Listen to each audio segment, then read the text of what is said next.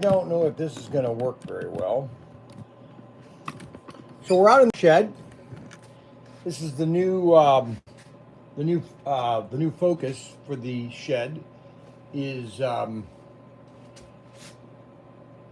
we are going to be working out here on Wednesdays or Thursdays, and we're going to just do different construction things about that we have in the store. It's going to be a tech day because that's really what I'm all about is tech. I love tech stuff. Now, I got all new lights in here, so I have to adjust the...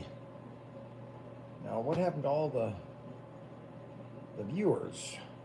Can everybody see me? Huh. Can everybody hear everything? Is everything okay?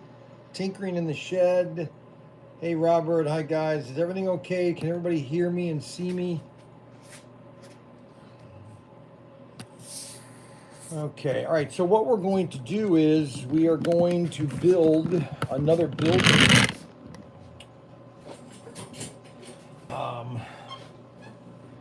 And I'm going to hopefully get this camera the right position so I can read some of your comments, but then also you guys can see exactly what I'm doing. I thought this now, I bought this, now I can build it.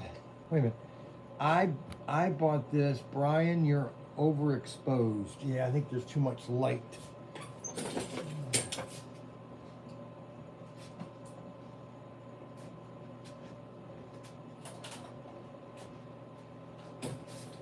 There, is that better?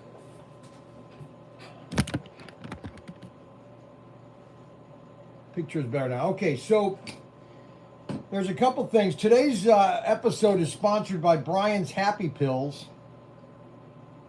Now, I just want everybody to know that, yeah, I do get upset. And yes, a candy bar does not always fix my problems. But these are milk chocolate. And we have milk chocolate, caramel, dark chocolate, and peanut butter. So we have 4 different kind of chocolate bars. And these are a quality chocolate bar. These are not a cheap, and they're $2.99. I know, I get it. Well, you know, regular candy bars on $1.49, you know, so my prices aren't any more expensive than anybody else. So we're sponsored by Happy Pills, Brian Young's Happy Pills. And for that matter, I'm just going to have one right now. Oh, I can't believe I got these. These are actually selling quite well. These are actually good chocolate. And you can tell a good chocolate is, look at this.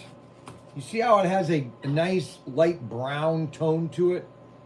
That means there's a lot of milk in it. It's a cream, you know, it has a good...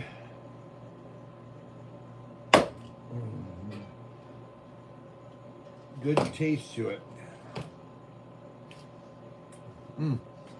Okay, so I have some other great news. I finally found the building that I'm going to build. And I have it right here. I was watching a video yesterday, and all of a sudden this commercial comes up for VersaTube. VERSA Tube. You can get online, versatube.com. And basically, this is the building, 40 by 60. It's basically, we are going to build it. You, me. We're going to have a big building day. And we're going to invite people to come down if you want to help. Now you have to, you'll have to sign a non-disclosure, you know, an accident-free form.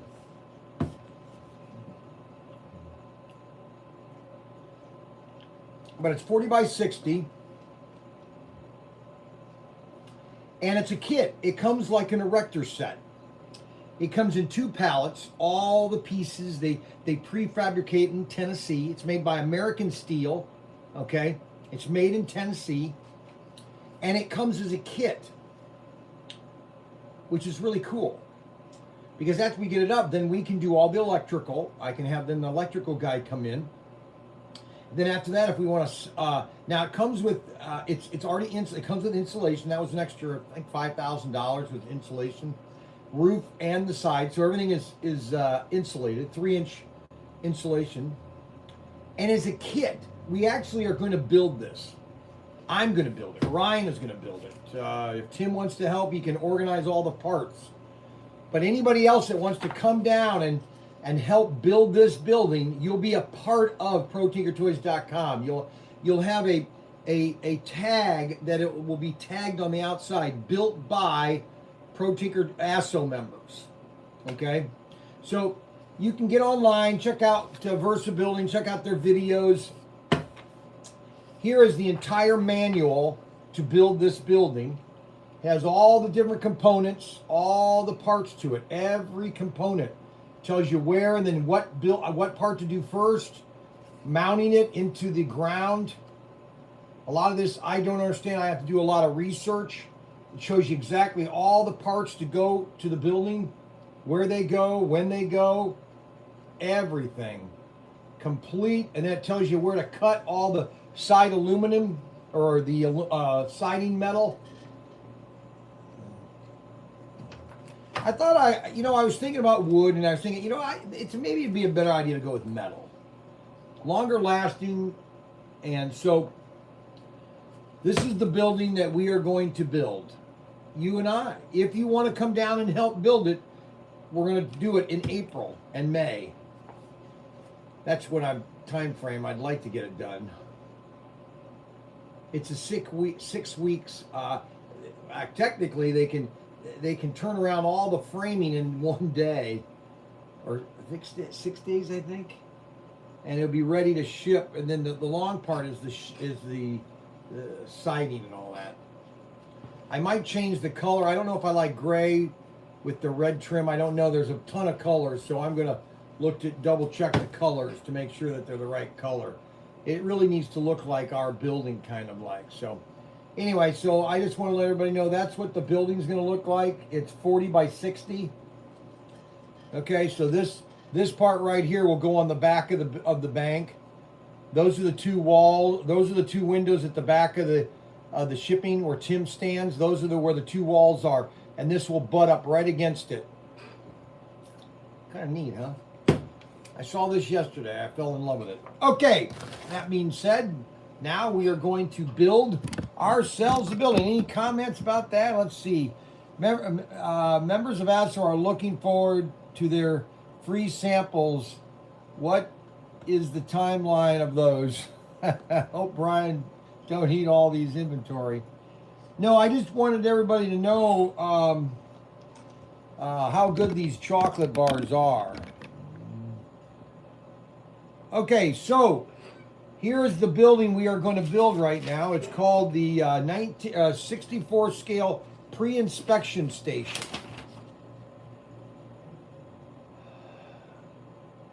Long as it doesn't look like a Golf GT40. Ooh, that sounds like a nice color. Do I get a key? Yes, everybody gets a key. So we're going to build this. So the first thing I do is I like to cut out all the pieces. I need to get my glasses. Let me get my glasses. And my chair fell over. Always falls over.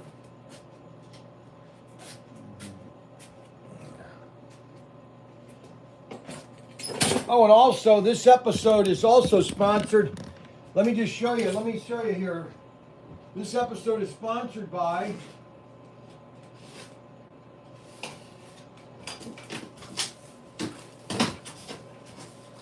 let's see, what is this?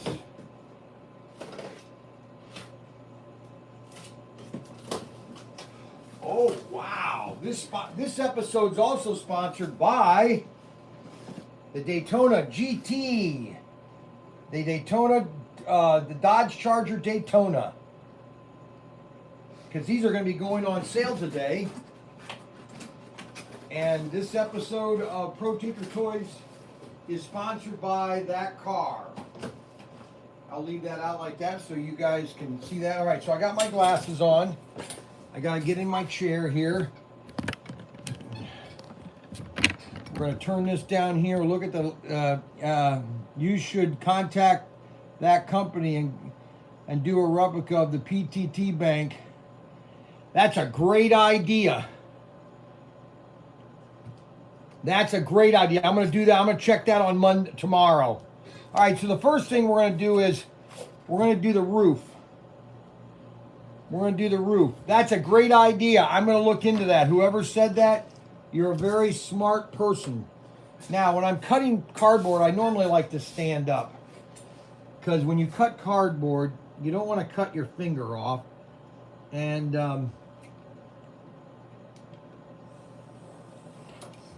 you want to do it. I used to love buildings like this when I was a kid. You could buy these little towns. You basically punched them out and you build them, and they were great for my matchboxes. I had so much fun building these buildings, or these little towns. And there's a lot of things you can do with cardboard. Okay, so that's the roof. And these are the little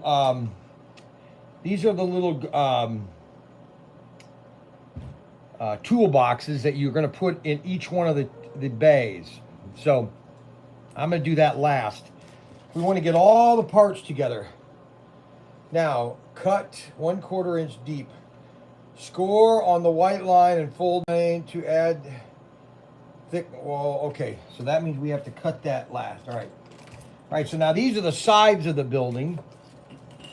And we got to do this glue tab. Okay, so they've changed the way they've made these buildings.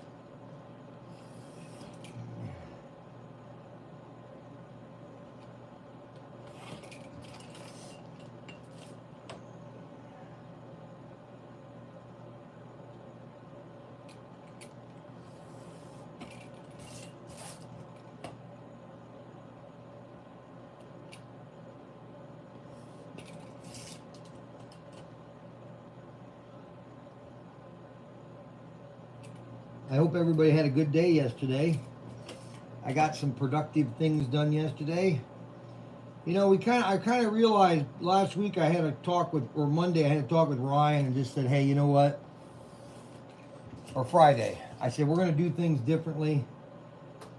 I'm going to stay at the house or at the workshop more often, and I'm going to let you have more of a control of the workshop. Now the score part, you just barely want to touch it because you want to be able to bend the tabs. I'll show you here in a minute.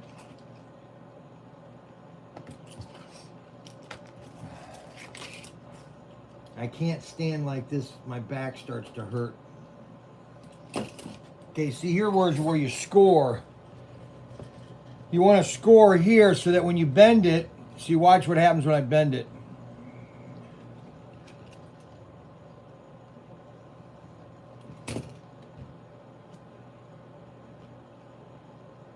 See? And in this, they've added these because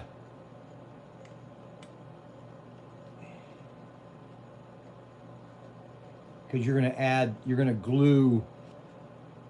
They've added these glue tabs where they didn't have these before on the older kits. And so these are the inspection station. Score the hinges of the doors and then cut 3 sides of the door. Do not do this for any door you would like to open. Yes, that's what we're going to do.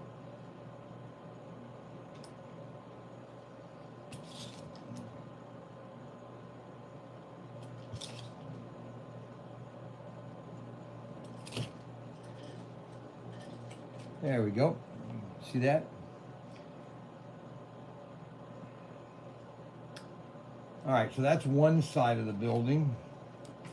Now let's get the other side.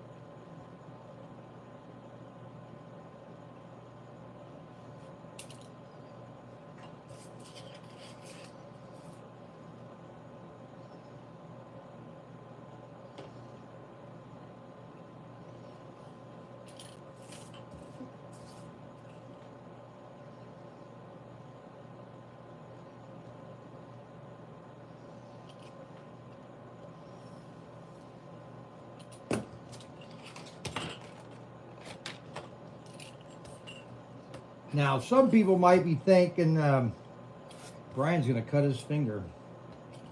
Well, normally you might be right, but I've learned on some ways that you always cut away from your fingers, and you have to treat a knife very with respect. Now, that's not saying that I won't cut myself today because I'm talking about a knife, but if you are good with a knife and you do it, you cut with respect, you should have very little problems cutting with a knife. Alrighty, now we bend that over, and we're going to bend that down. Gotta score that along here, along the roof. You don't want to cut that all the way through because you just want to bend it, because that's what you're gonna glue this to the roof's gonna be glued to that. Glue, tab, score, and fold. They've changed these. The older ones did not have the tabs on them, which are a pretty good idea. You want to have the tabs. It helps you to glue it together. Okay, now let's do the front. The front is very complicated, okay? Because it has to go down and it has to go up. So I have to score this on the opposite side. Score on the white line and fold and sharp disc edge up to 45%. Fold this, score in downward. All right, so we got to cut all this off.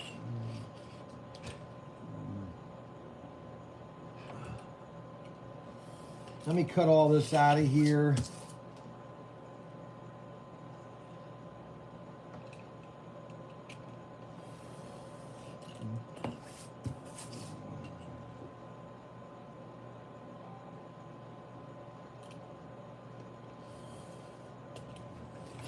Well, I didn't cut that one very good. All right, so these are going to be the garage doors on the other side, so that because when they're open, you can look through and actually see them.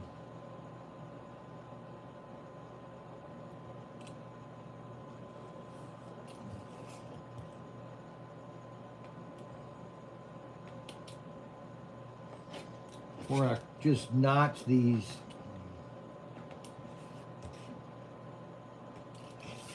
We don't have to do a detail cut. These are kind of fun putting together, actually. And they kind of make your layout look kind of nice. This is the front of the building.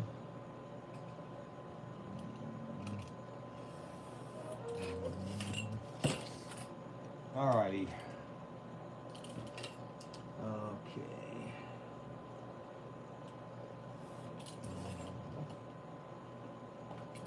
I got my tank started. My Tiger tank, we got my Tiger tank started.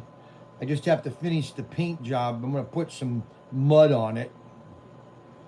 So that's all ready to go. All right, now. Okay, let's make sure I got this right. Okay, these need to be scored like this.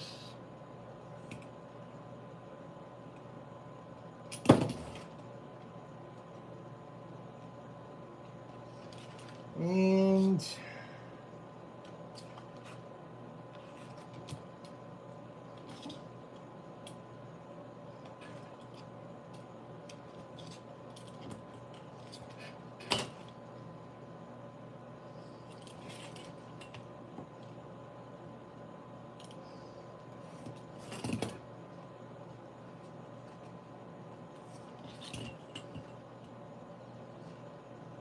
score where it meets the building art with the straight edge X-Acto and fold sharply.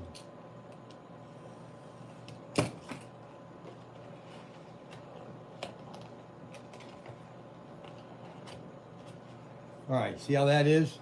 So all these pieces are all folded in. Okay, so now this has to go down and that has to go up. So they can both be scored .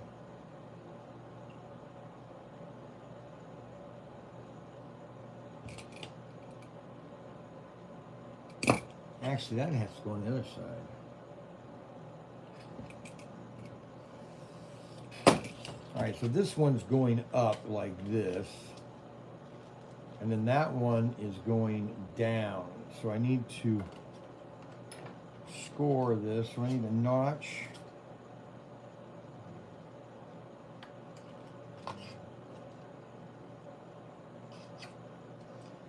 So we want a notch right there. So take the notches, line them up, and that's where we can score it. You can buy score tools that do this automatically. See how that's cool? All right, so that's going to go like that. All right. So it's going to go like that when we glue it together. Okay. See that? So that will go right here when we glue this to this. See that? Isn't that cool?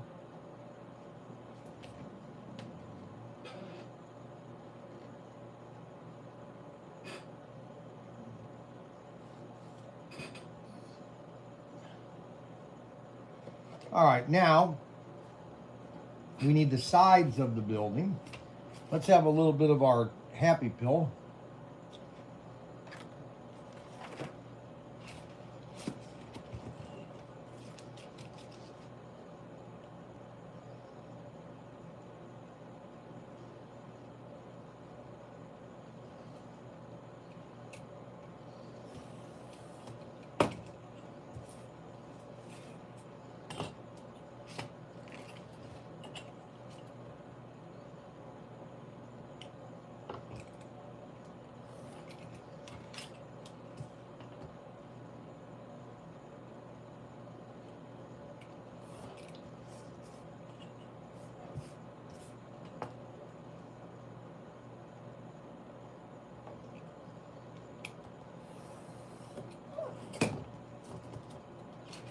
That's the side.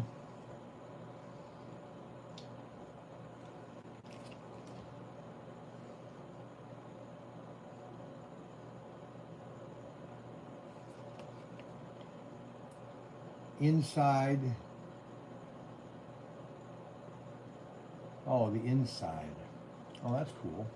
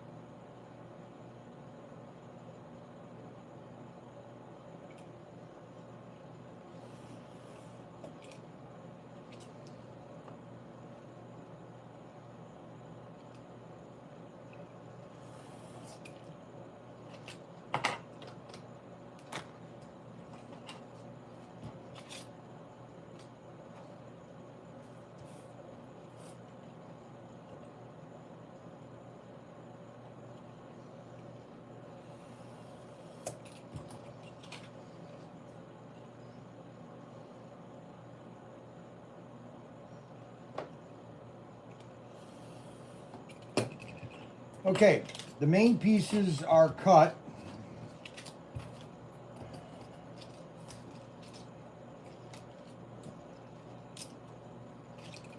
You gotta cut the doors open.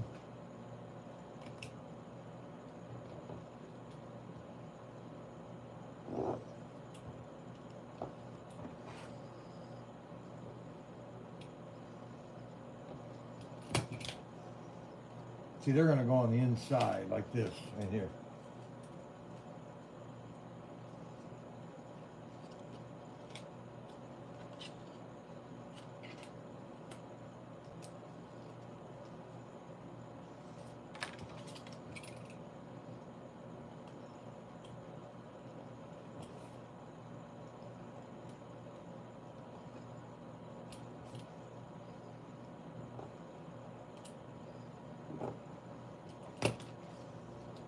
And I have extra doors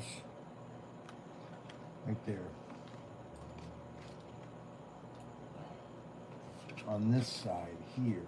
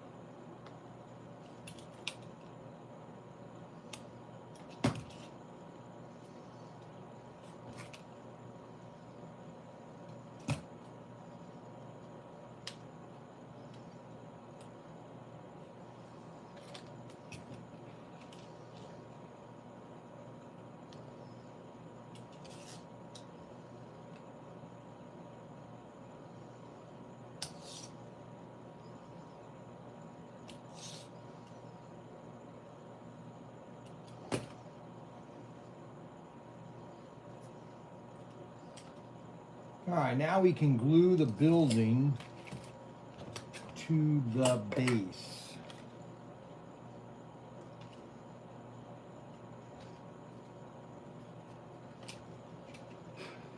Okay.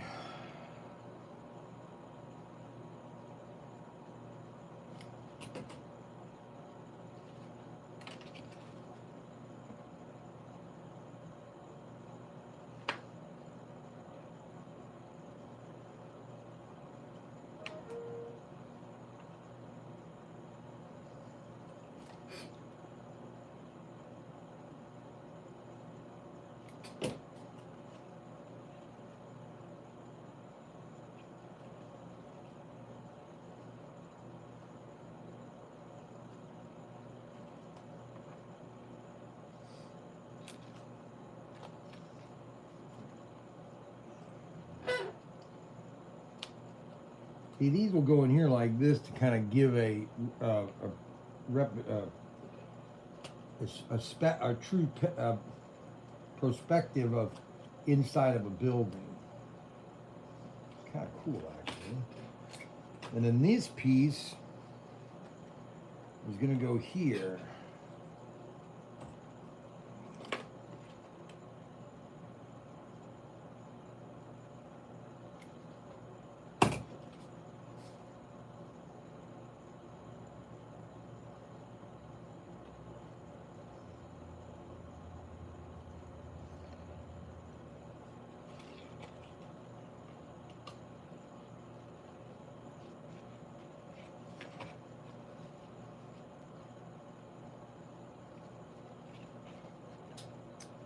Huh. Now that is off center. I wonder if it's indented.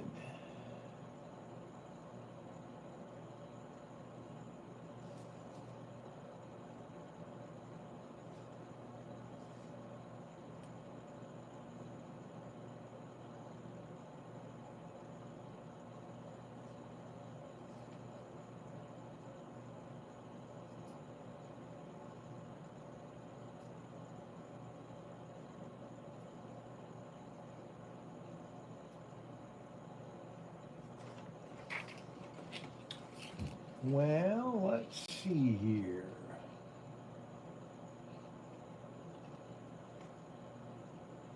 That does not match up. Huh.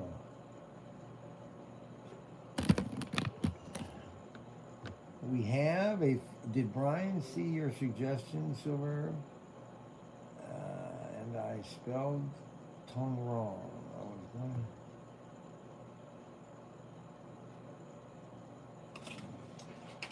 Okay, so why? Alrighty.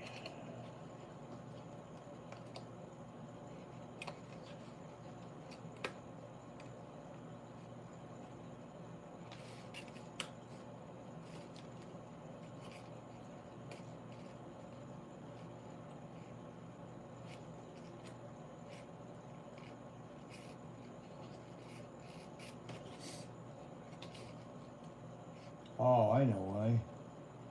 It is supposed to go inside. Huh. I'll do this side first.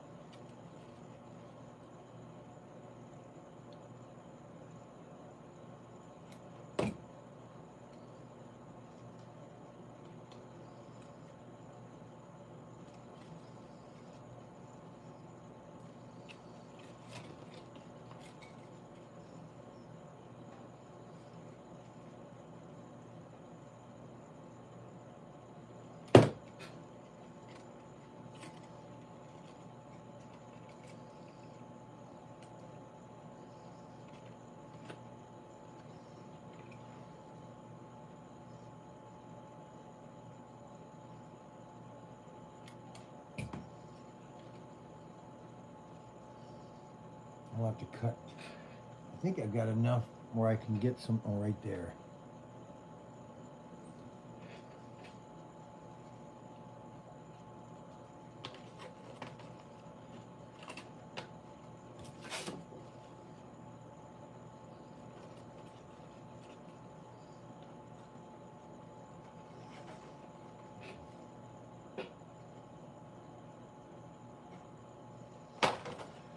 Alrighty, now let's get these garage. Should have cut these garage doors off. Ah, shoot.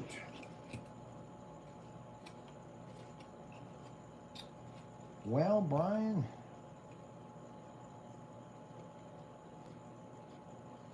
you're very good in hand.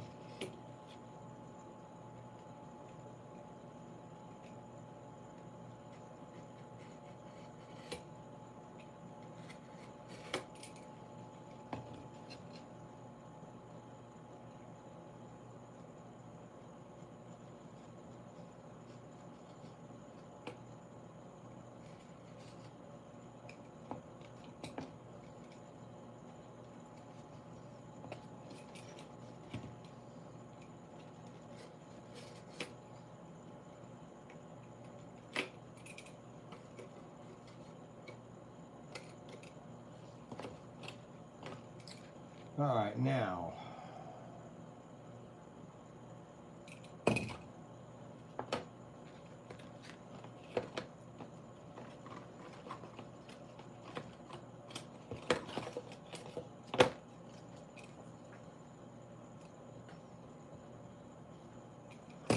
This is kind of what my building's going to look like. Made out of the same type of material.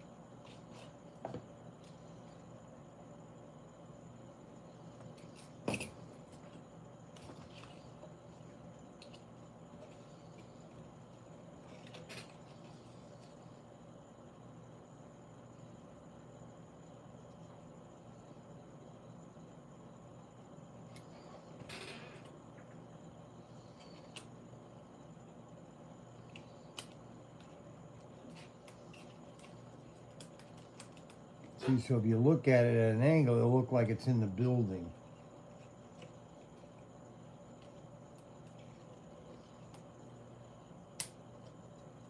And then the inside of the doors are right here.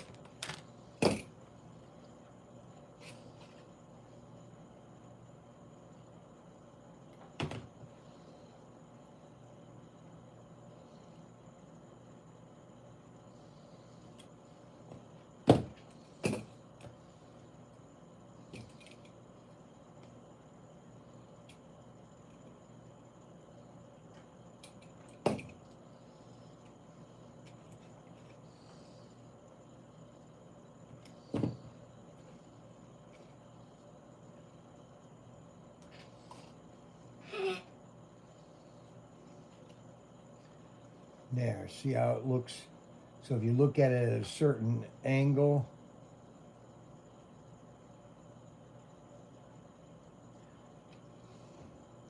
it'll look like a real barn. See that? Like that? Isn't that cool? Okay, so that one's that done.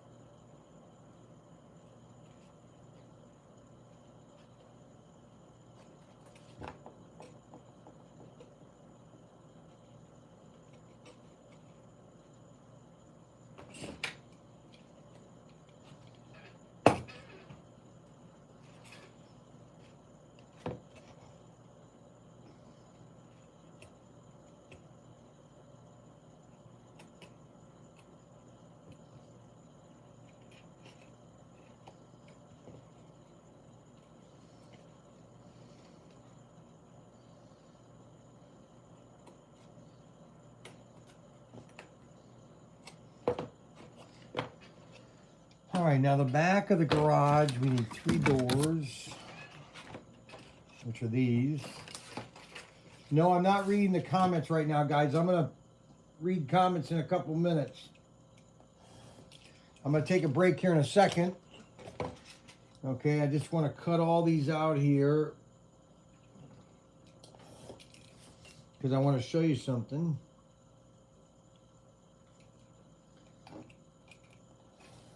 And we have all the buildings now. We have about 40 different buildings that you can add to your layout. And they're very inexpensive, very inexpensive.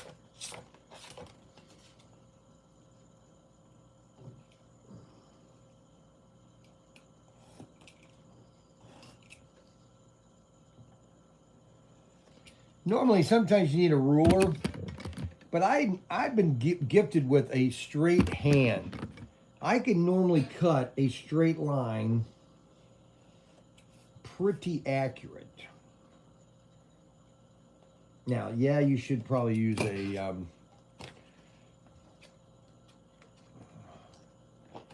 let me mark these where these have to go.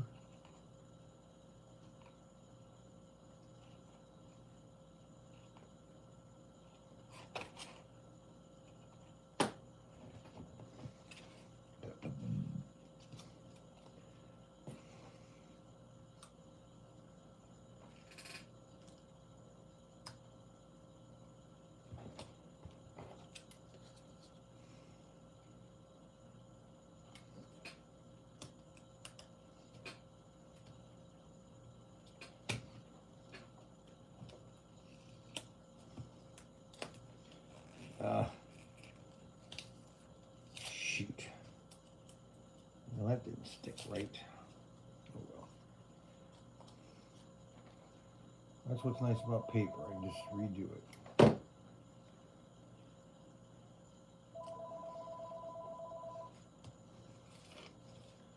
And the last one.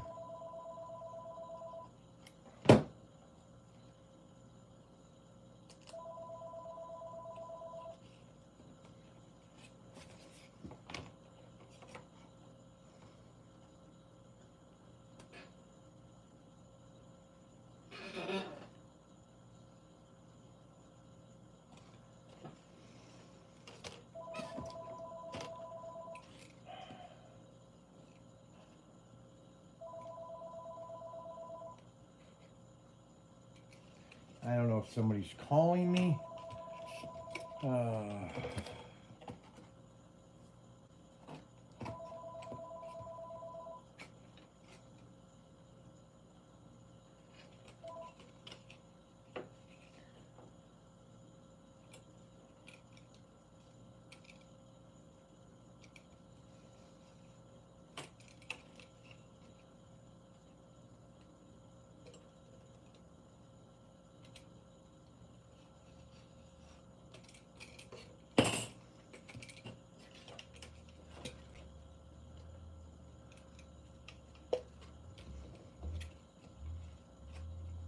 Well, it's snowing, that's for sure. It's going to snow all day today.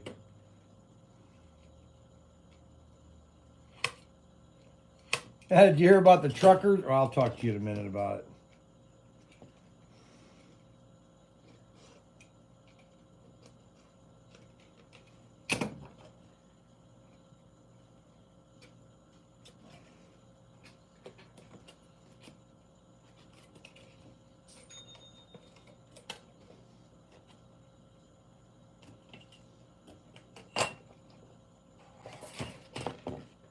Shoot, I should have done this correctly and I didn't. Darn it. Normally I can get a straight line, but this is so awkward.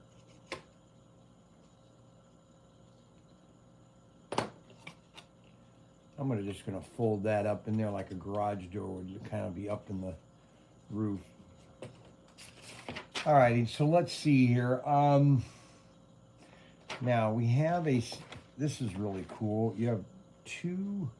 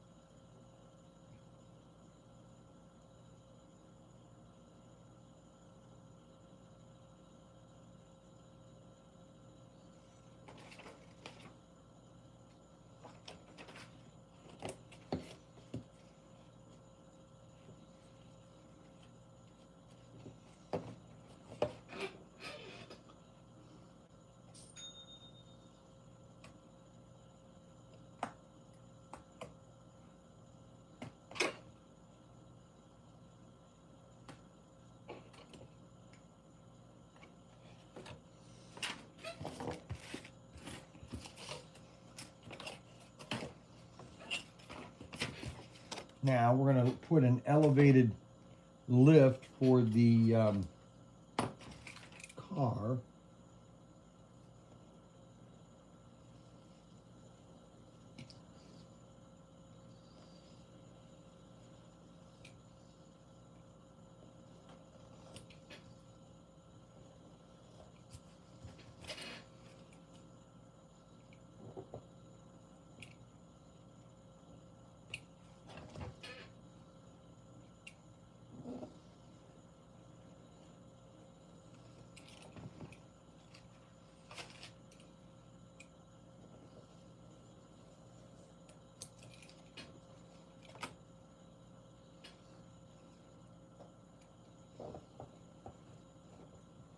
Oh, shoot. So the Canadian Royal Mounted Police, they're going to start towing these trucks, but none of the tow truck companies want to tow the trucks.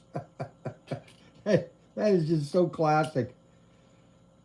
Somebody was talking about logistics. Most people don't understand logistics.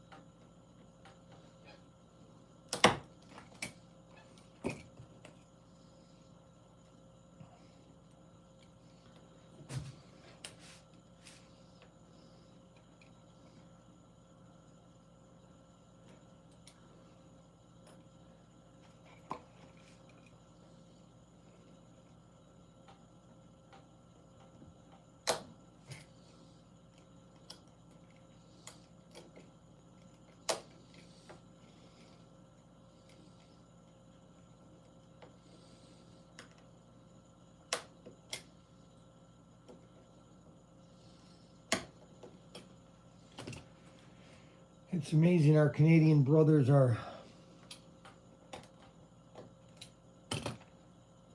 fighting up.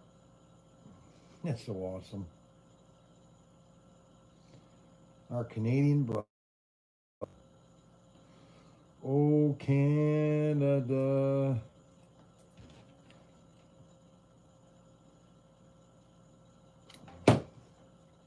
Oh, Canada. You hear all those guys, all the Canadians singing on the side of the road.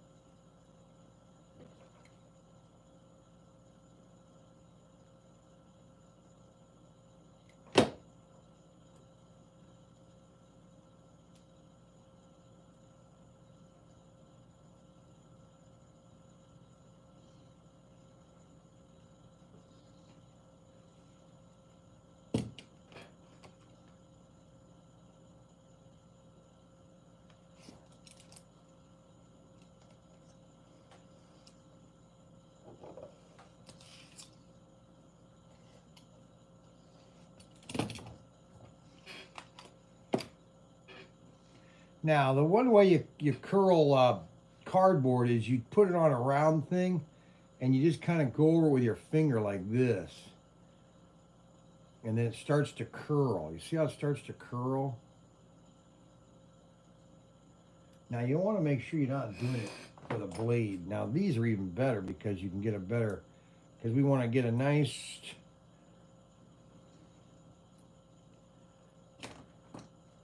circular.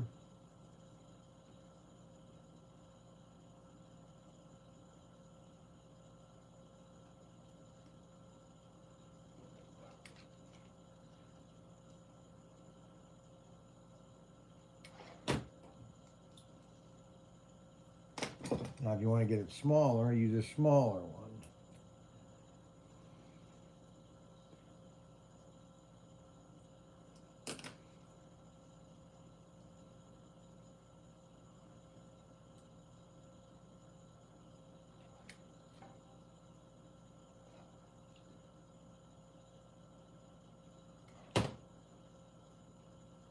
Let that dry.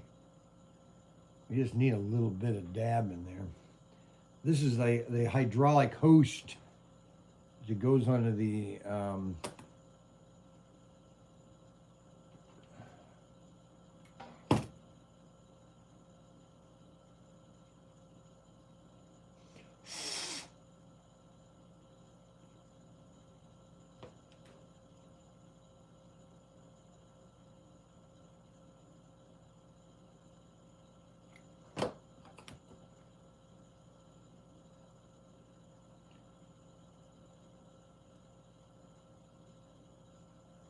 so when this is on your layout,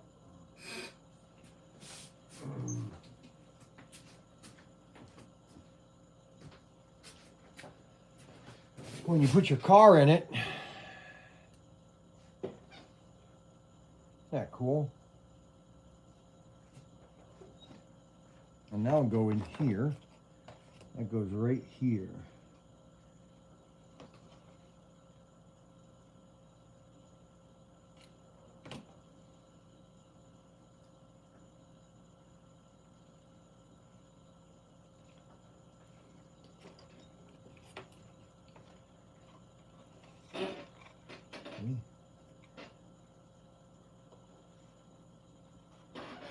He's got the car working on the car. See that?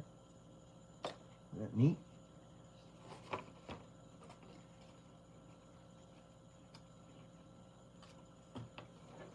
Now, let's fasten this.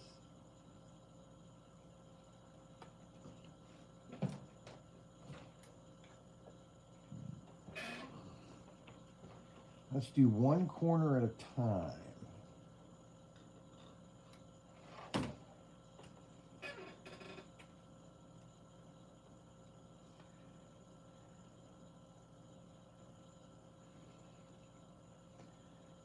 Yep, so the Canadian truckers are really just, man, are they dominating. Oh my goodness, it's phenomenal. I'm so proud of the Canadians. Considering I used to work for a Canadian company.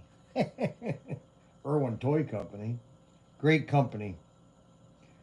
Did me right, that's for sure. Of course, I didn't get health care, but I'm not going to complain. All right, that corner is done. Let's fasten another corner.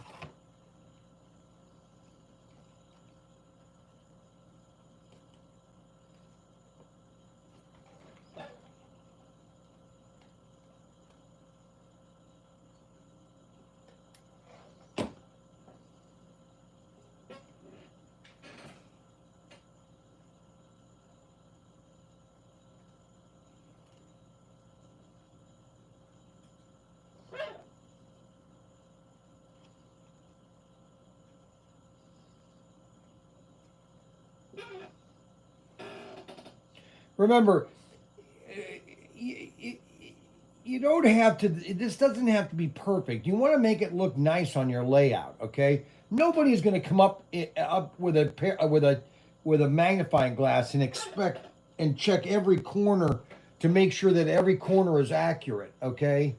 It's not going to happen. And that's why a lot of guys don't build their buildings because they're afraid that they can't build them. I'm trying to tell everybody that anybody can do anything. Just do it. Just do it. Don't make me repeat it. Okay, so that's the build. Oh, I'm sorry. That's the building so far. Okay, see the little garage? Isn't that cool? Look at that. He's getting worked on.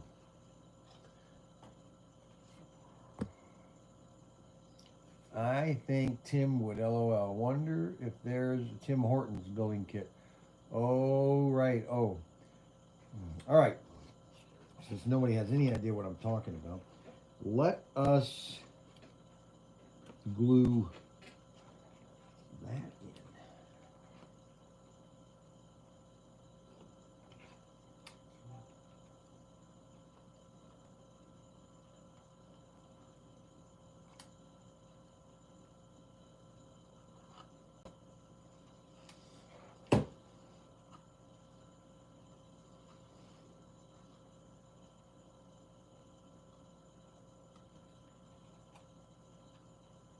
Oh, it's going to look nice.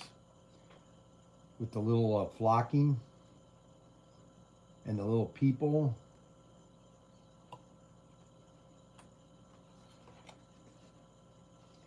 Well, that came undone.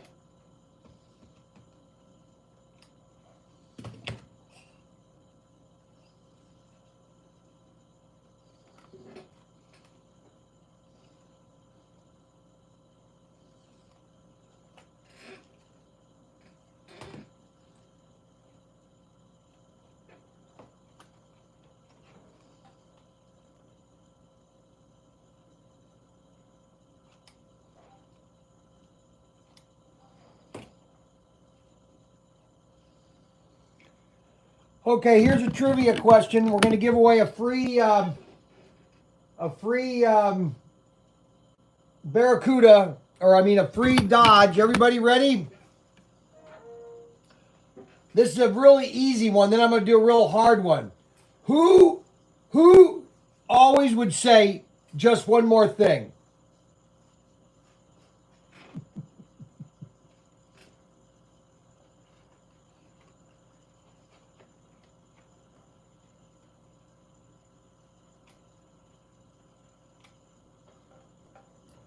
Columbo! U&M is right. Columbo.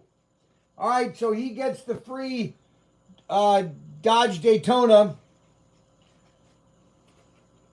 What was the name of the apartment complex that I lived in next to Franklin Park Mall?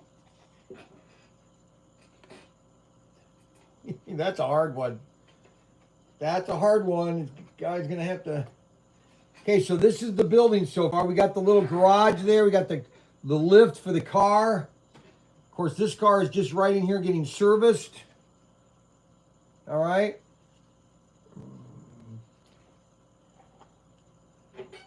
Imperial Trace Apartments. Very good. Adam's written all this down. I'm going to faint. Oh, my gosh. Adam wrote all this down. Oh, my gosh. That's disgusting.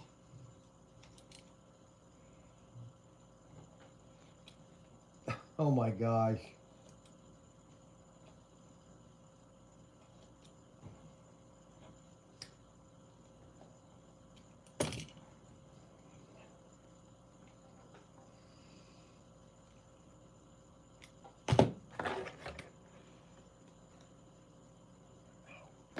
Ouch!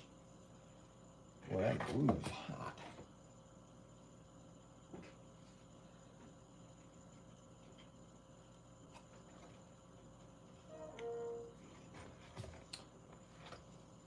Imperial Trace Apartment. I have it all written down. Ha ha ha ha. I'm sure you do, Adam. That's terrible. Unbelievable.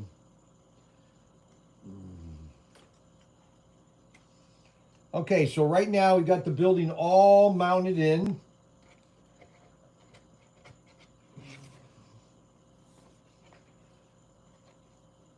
Now we have to put in all the little miscellaneous they're little tool things along this wall here, and that's what these are. So I have to build 4 of these little they're called wall cabinets. So now I'm going to do this a bulk cutting.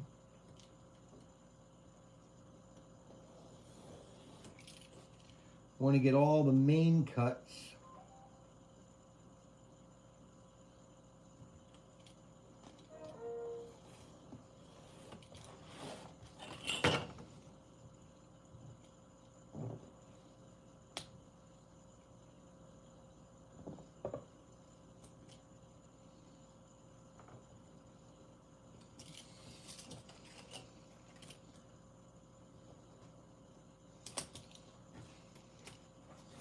Now we want to score.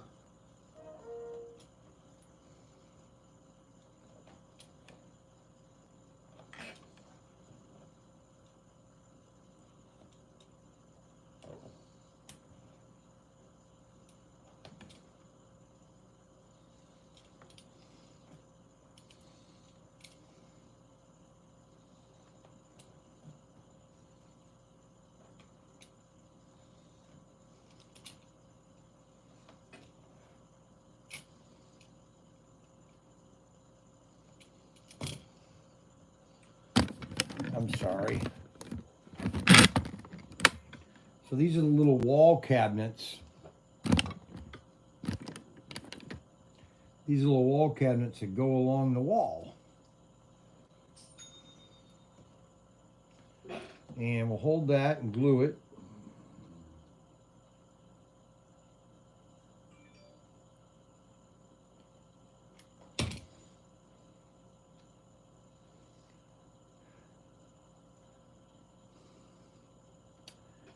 Let that dry a second.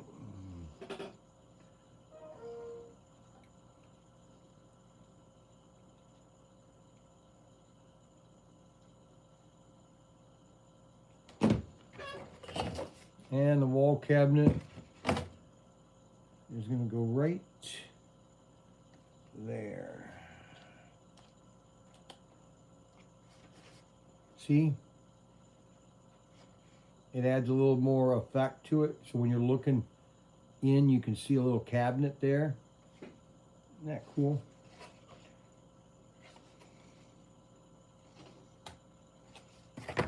Now we got 1, 2, 3, 4 of these to do. I think I'm going to use these.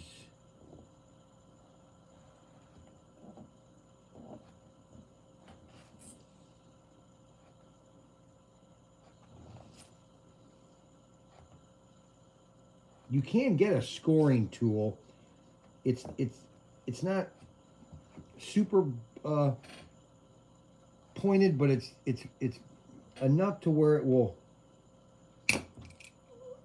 score the cardboard.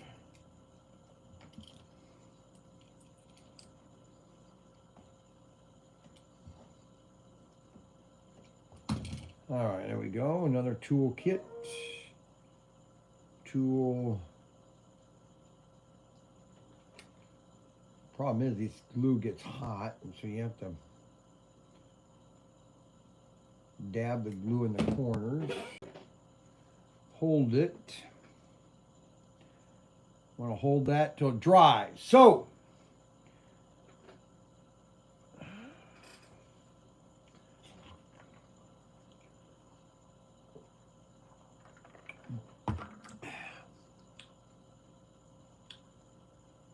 here's a good trivia question. I don't even know if I told you. What grocery store chain did I use to take my bottles in after going through Franklin Park Mall and collecting them. I don't think anybody knows that. If anybody, okay, so if anybody can give me that answer, I don't think I've told anybody. It's a grocery store chain that was right across Franklin Park Mall, and I used to go through Franklin Park Mall when it was being built. I was a kid when it was being built. It was the awesomest time in my life. And I used to go there and get bottles from the guys that would work on it. Boy, they loved me. They did. I would help them. They were just really nice guys. Sam Drucker's General Store in Hooterville. That was called CBS did what they called the Urban Purge. They canceled. It was amazing. And this is exactly how out of touch Hollywood is. They canceled all their #1 shows in their lineup. It was called the Rural Purge.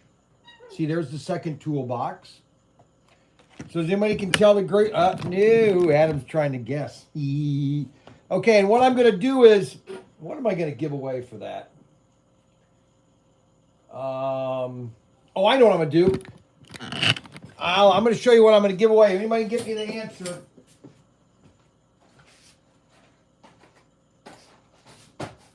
Oh, boy. Oh, shoot. Where is it? Oh, my gosh.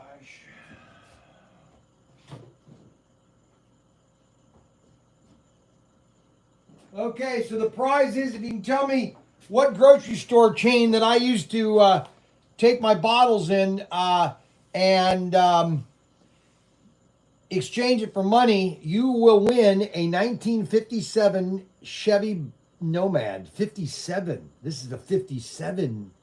Yeah, baby. Okay, so what's the answer?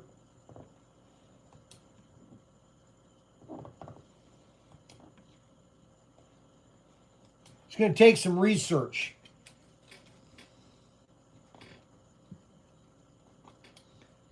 It's going to take somebody with initiative to find that answer out.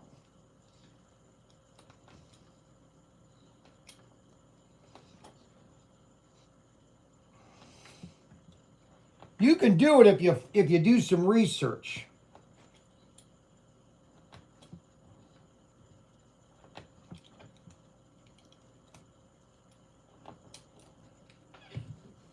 If nobody guesses in a couple minutes, okay, nope, no answer.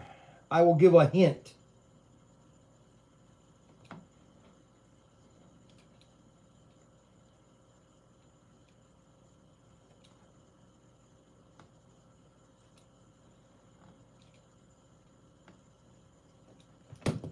I will give a hint later in a minute. Everybody's guessing it. Farrell's used to be in Franklin Park Mall back in. They were a great ice cream joint. My sister worked in Franklin Park Mall. Farrell's and no, they weren't even back in 1978 or 1972. 71 or 72. That's when Franklin Park was being built. The 70s.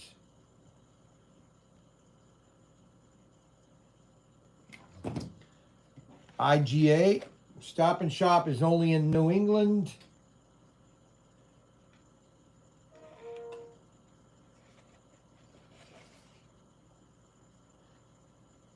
Isn't that cool? 7-Eleven, Century Grocery Store, coming. Boy, you guys are really guessing. Okay, so here is a hint, or here is a clue. The grocery store chain. The name of the grocery store is on the name of the building that they still own. The family still owns it, but now it's different buildings. But the name of the grocery store chain is on the building across from Franklin Park Mall.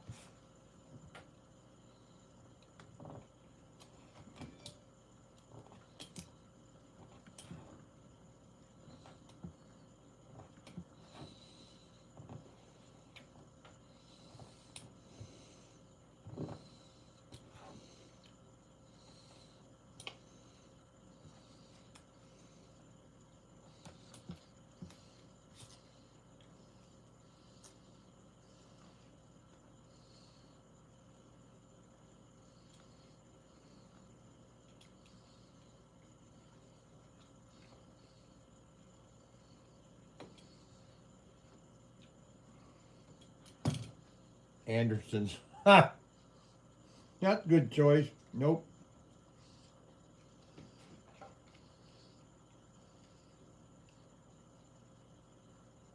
You know, that's funny. Anderson's was in Northwest Ohio, and Anderson's is a prime example of how government and regulations and taxes destroyed, or they just quit. They didn't want to. They just decided we're not doing retail. It would cost too much. All those jobs lost. It's amazing. Oh well.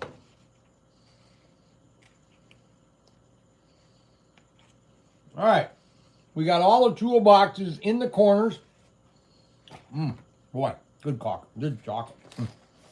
Now we're going to do a couple of these little toolboxes just to show you what they look like.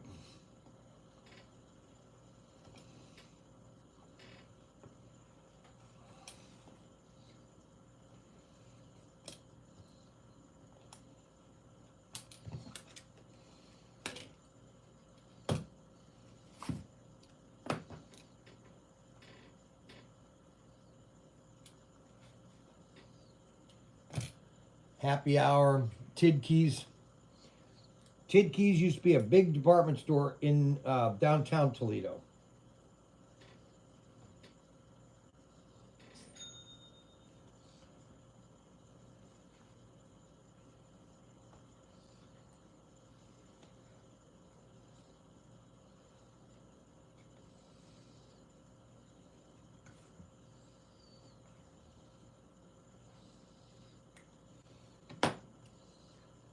Now we're cutting all this. Got to cut all this out here.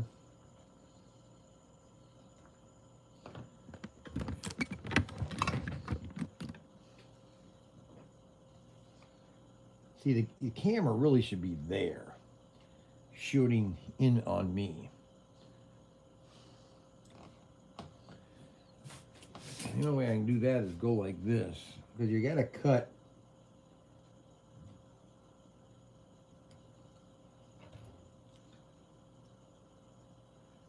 I want to get the wheels. See, those are the wheels. Middle of the road. Well, you guys, man, nobody's guessing. Wow.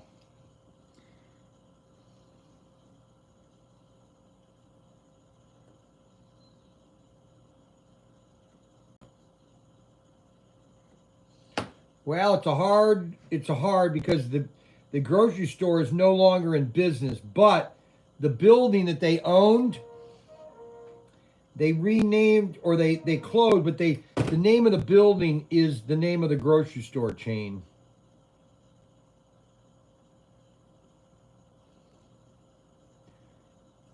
Elmer's Convenient. That's funny. All right, so that's one of the toolboxes. Now let's get the roof.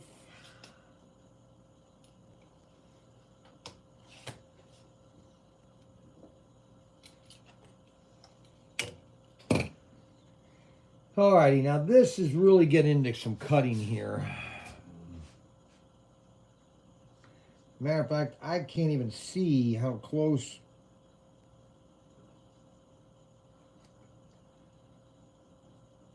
Man. Do you know that Facebook denied us listing X-Acto blades because they don't agree, or they don't fit their policy or something? So we're not allowed to sell X-Acto knives on Facebook. I tell you, the insanity literally does not end. Unbelievable.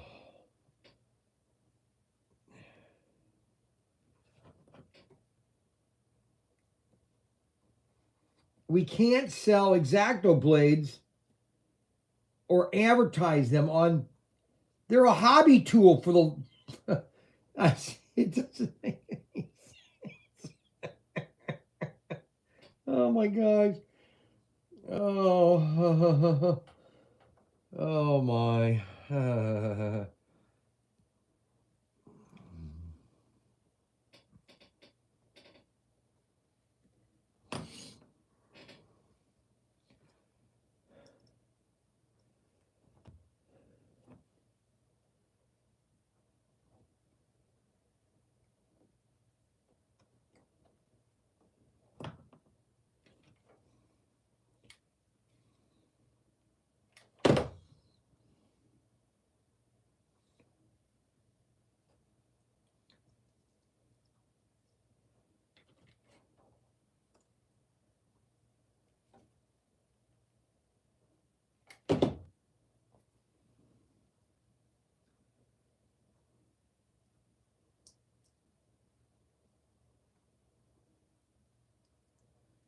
So that's one of the little tool boxes.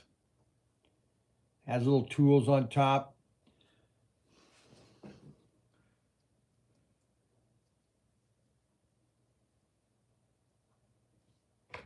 And you want to just stick that anywhere in your shop.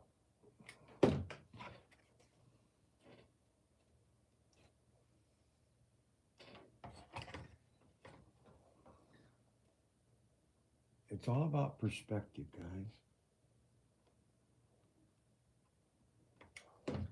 It's all about perspective. When you see, look at this. When you see Joseph's, yes, you got it. Somebody, who's that? Okay, who's the guy? You need to send an email to Ryan. Joseph's, Thomas Stayback. Very good, very good, Thomas. Joseph's Grocery Store. Okay, so I'm going to tell you a story. And so remember these. Oh, wait a minute. UNM got it first. Oh, shoot. Oh, I'm sorry. I've got, how does UNM always win this? Come on, UNM. Did you win the last one? What did UNM say? Did UNM win the other one too? Oh, shoot. I thought Thomas Stayback was the first one, but UNM said it. Anyways, look at the little toolbox. Isn't that cool? So Joseph's was the grocery store chain. And in 1971 or 72, I know,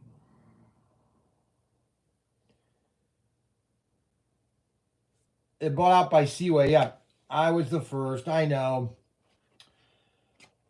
So I would go over to Franklin Park Mall and I would collect bottles inside of the mall because they were building it. Okay, and so these guys would bring in 6 packs of beer and, well, not beer but Coke, and because it was all bottle back then, hardly ever any cans. It was all bottles, and so I would go there with a shopping cart, and I would fill it, and go to Joseph's, okay, and because my mom didn't have any money. We were really poor after my parents divorced. We lived in Ottawa Hills, which was the most richest part of Toledo, to the cheap to an apartment. That's how we did. And so I took my bottles over one day, expecting to get about $5, because at that time the I think it was a dime. They were a dime or a 5 cents. All I know is that when I took them in there and they counted them and everything, I got $20. Normally I would have gotten 10. And she goes, "Here you go." I go, "What do you mean $20?" Well, the all of the bottles have gone up. The recycling has gone up. The return, because the companies wanted these bottles back. Okay, so they had a deposit, 10 cents, 5 cents, and so I would get. I think it went. I'll just say for the sake of for guys remembering, I know that I got $20. So if I ask you, read my post above. Let's see. Let Rod have the Daytona. He was second on Colombo, and let Thomas have the other one. All right, thank you, UNM. So remember, $20 Because I'll ask you, how much money did I get when I turned in my bottles? It's $20. Okay, so we have it right now. We have the little shop. We have the little thing there. Let's build one more little toolbox. See, the problem with these blades is unless they're perfect, if they get a nick, they don't cut straight. They have to be absolutely perfect. That blade has to be absolutely perfect. If there's a little nick and they nick very quickly, you have to start over again. You have to do a new one. All right. So I gotta take a break. Let me take a break for a second. Let me just talk to people here for a minute. Total is $20. So that's 2 trivia questions. Very good. Joseph's. I would go to Joseph's. Does anybody know the other item that I would go into Joseph's and test? Does anybody have any idea that what I test in actually Lane's drugstore? Because right next to Joseph's was a Lane's drugstore. And I would go in there and test certain things to see if they would work. Yes, tubes. Too bad there wasn't a prize on that one.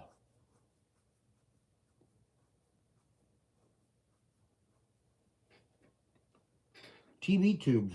You guys are getting to know me too good. I want to cut this.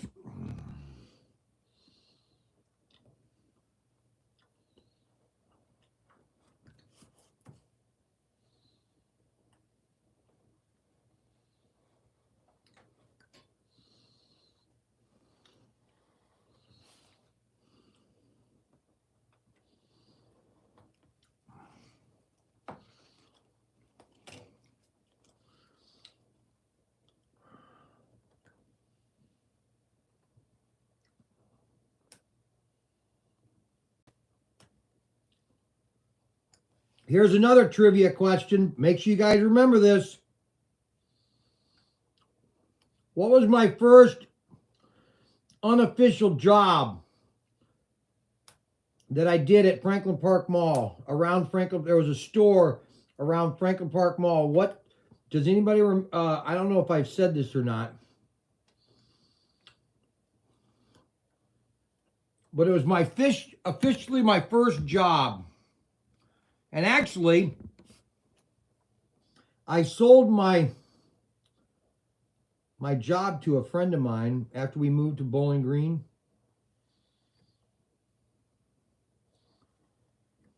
Does anybody know what it is? Nope. It's not a paper boy.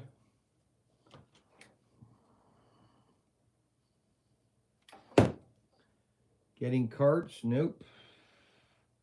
You're going to like this one. I don't know if I've told anybody this or not. There's a lot of things I haven't told you what I did as a kid.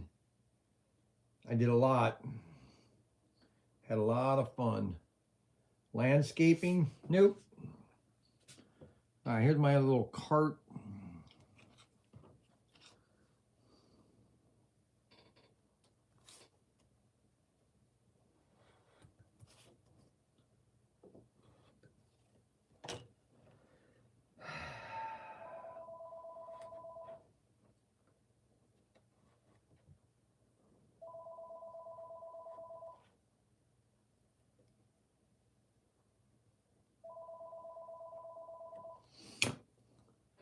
A clown at Mickey D's. That's funny. I made a lot of money doing it. I made a lot of money doing it.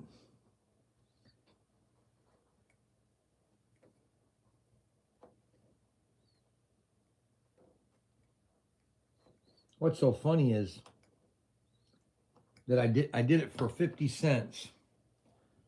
And it's amazing how far 50 cents went back in the 1970s. No, seriously. The power of 50 cents back in the 70s was astronomical. Cleaning windshields. I would do that. Now, that wasn't my official job. I did that during blizzards to make money at Franklin Park. I'd walk around and clean off windows as people came out to their car. I made a ton of money doing that. Holy moly. Nope, it's not that.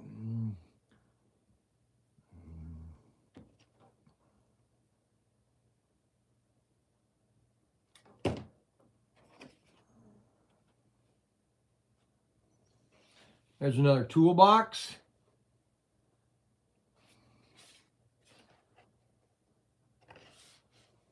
What do you think of that, guys? Now, there's other things here that we got to put on. These are cord reels. Place a string. Now, where do they show to put these? They don't show where to put the cord reels.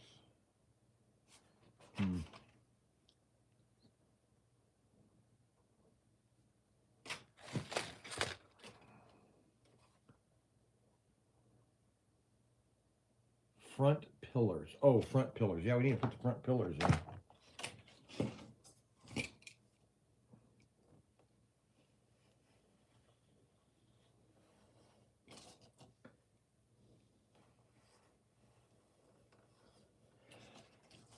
Anybody get it yet?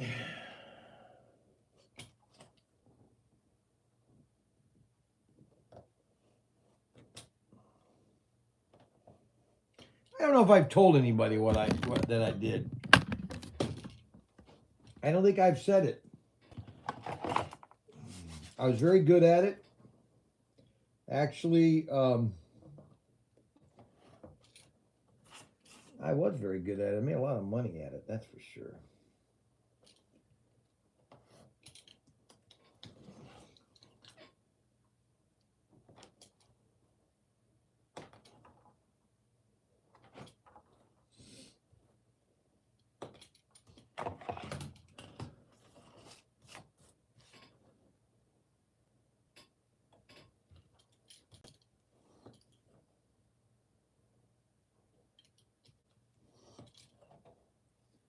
You ready? You want me to tell you?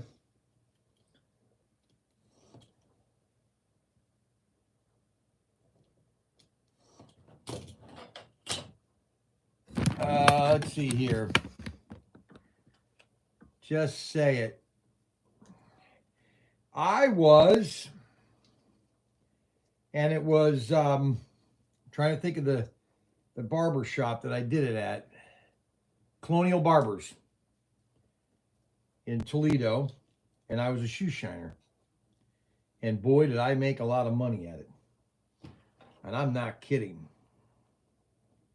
50 cents. I guess I wish I could tell you. You know, it is funny though, because 50 cents back then, I mean, 50 cents is almost like $2, almost like $5 nowadays. What I could buy for 50 cents. I mean, it's almost staggering.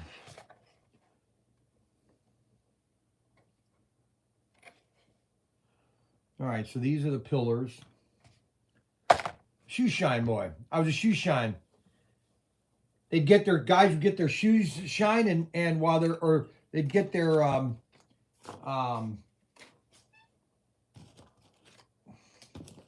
haircuts, and I would shine their shoes.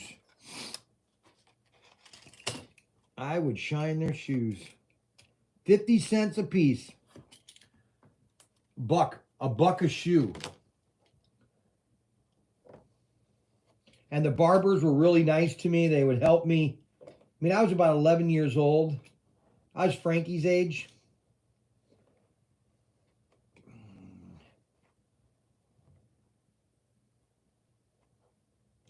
I was temperamental, though. I would do things that really kind of got on their nerves. Oh, well, I had a lot of fun doing that. All right, so the other pillar, let's see, I got to cut the score of that.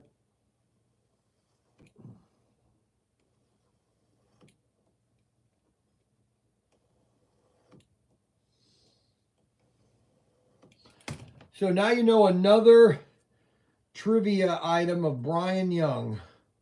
You guys are gonna be able to win so many prizes, and of course Adam writes all these things down, so he'll know them for the next prize.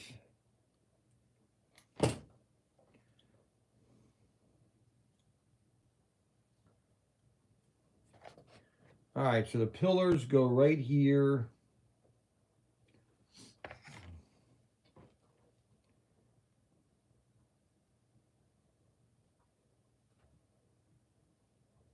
I turned off the, well, I didn't turn it off. I put the heat up to 70 or down to 60 something. I don't need it warm in here. Tim freaks out when if it's not 70 in here.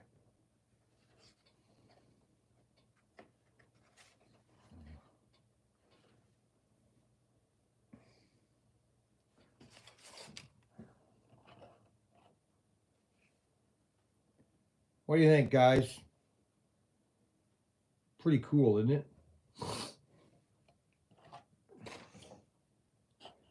Daytona's getting worked on.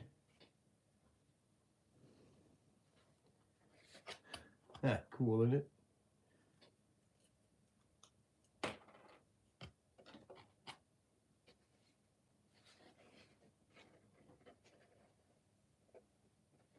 Got two little shop things in here. I don't need to put them all in.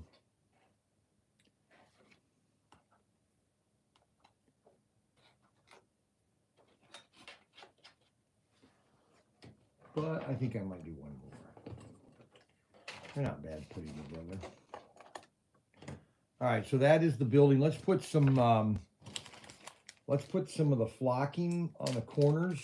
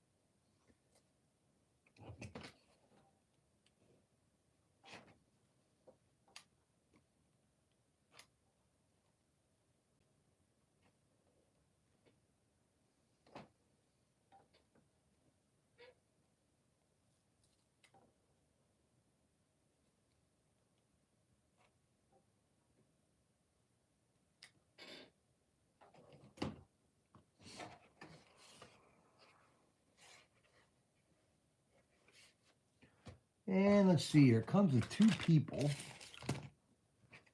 Where are the people?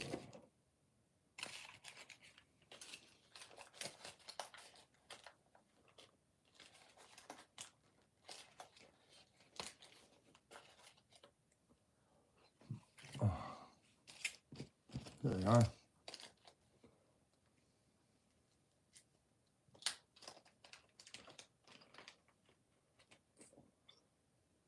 Those are the little people.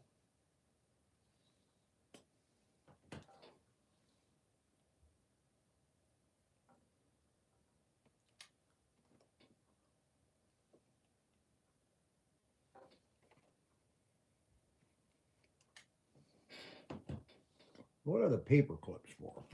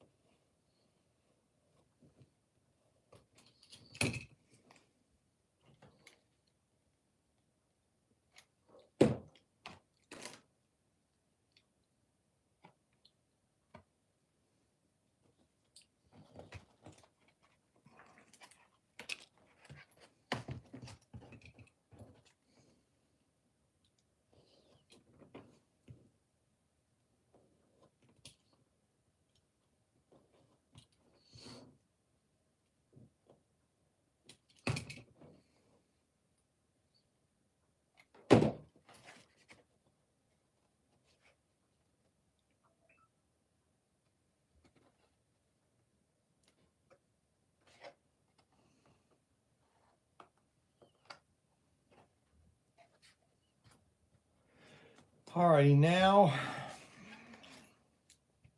I gotta figure out how to put these royal coils on. Royal cord reel hanger bracket.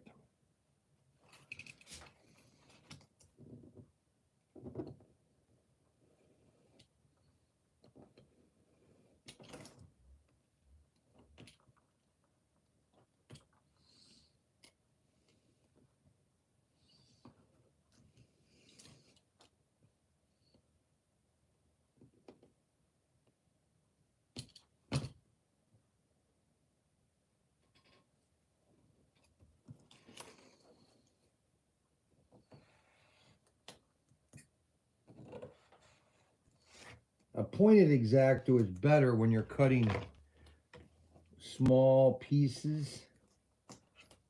Yeah, the point is really great. Rock, pay attention. What do you mean pay attention? Good luck. How do you get this man's attention? 16-inch central. Well, I'm building a model kit right now, guys. I will answer questions. Let me finish this reel. Gosh, it's like I'm building something. I'm supposed to answer all the questions. I'm one guy. Come on, man.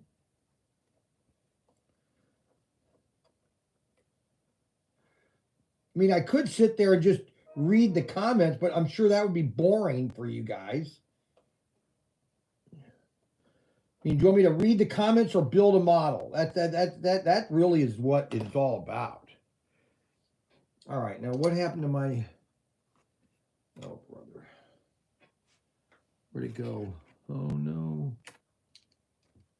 Here it is. No, that's not it. I knew it was too small. Oh, you guys got me talking. Now I got to cut another strip out. Oh, come on, man. Shoot.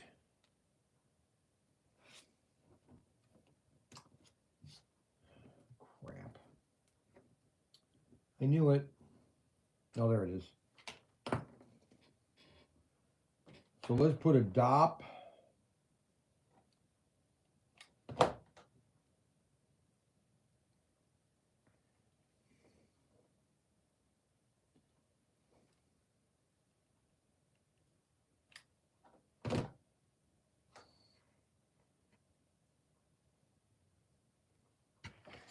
All right, that little thing sticking out of there is the air hose. All right, so I can't build models anymore. I got to sit and answer questions. Brother. Read the comments once in a while. Card stock paper. Yes. This is a card stock paper. Yes, this is a card stock paper. Now you can reinforcement with other paper if you want to give it more strength. Okay, but yeah, this is all cardboard, but it's called photorealism. All right, which I think it looks absolutely awesome. Okay, I mean, all you're doing is like if you're looking at it like this, boy, that looks. Check out your cell phone, brother. I'm supposed to check on cell phones, check on the cars, check everything. Check everything. Unbelievable. For the love of Mike.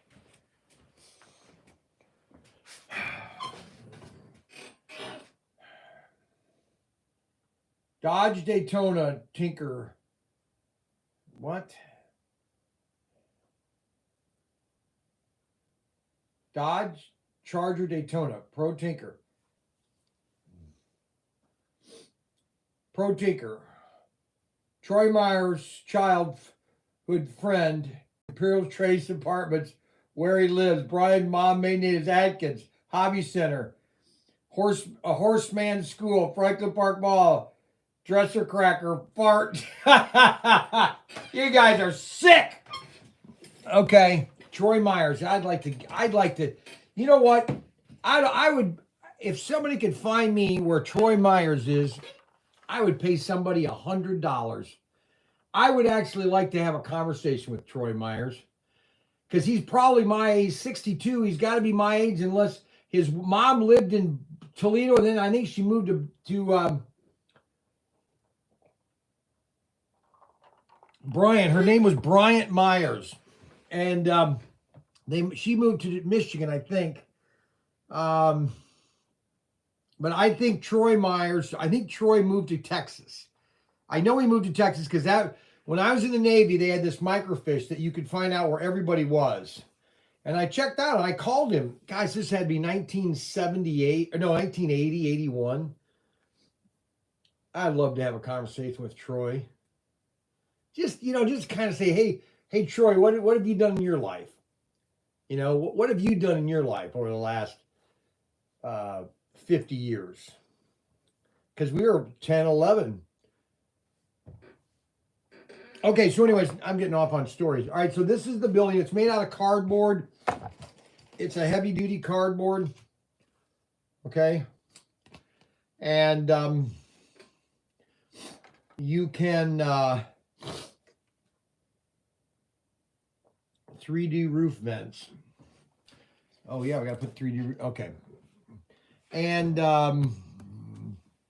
Gene, look under new items. They're under new items. They are basically called, here's what they're called. They're called photo reel. Just type in photo reel and you'll see all the buildings. We've got like, guys, there's like 50 of them. Motorcycle shop, bleacher kit, guardhouse, grain elevators, farm kit, tickets, hotel. That'd be cool to put on my track. And so this one is the pre-race inspection center. Okay, these are just I'm telling you, everybody should have these for their layout. It takes you less than what? It took me less than an hour and a half to build this. Now, yeah, if you want to spend 17 hours and precisionally cut everything and make sure everything is perfect, yeah, that's fine if you want to. But this is for a layout. Nobody is going to go, hey, let me get my magnifying glass. Oh, you didn't cut that right. That's not part of the fun. That's not, yeah. I got to turn it's getting a little cold. I'm going to turn the wood stove on now. The wood pellet stove. Okay, because it's technically it is 65. Wow. Technically, it's 65 in here. No, it's technically 70 or 68. But I'll go ahead and turn it on. I shouldn't have to. Yep, 65. It's probably about 65 in here. Let's see. Let's see how the battery is doing here. I'm going to put this down here to see. Still 47%. I'm going to go check the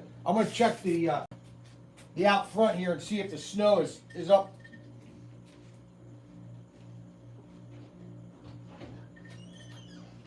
Holy cow!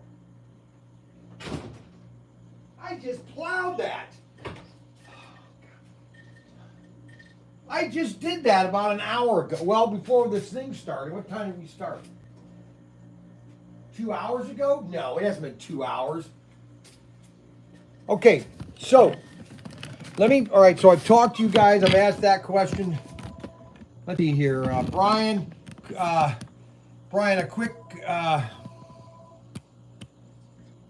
a quick found a Troy Lynn Myers in Texas, and he's 60. Really?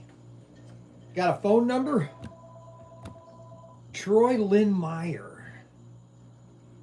He's in Texas and he's 60. Huh. That'd be sweet. Man, I'd call him if I had a number just to check. Welcome to winter, Brian. No, this is global warming, guys. It shouldn't be cold in the winter. It's cold outside. How old would Troy be now? Well, he'd got to be either 60 or 62. I can't remember if he was a year behind me or He was no, he had to be in my same grade. Of course, I was old because I was older. I was probably a year older. Because I skipped a year. Because I was put back a year. All right, so this is the building. Let me cut the vents. Now these right here are vents. Now you don't have to do these because they show the vents here, but what you do is these just give it a 3D effect by putting them in there.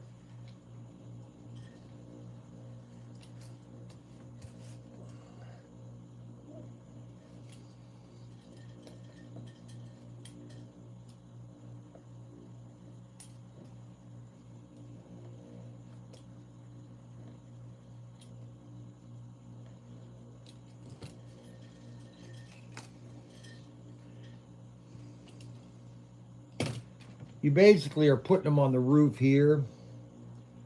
You can kind of put them up like a little bit. It just gives a 3D effect. Because if you put, let's cut a little bit of that flak off there. Too much.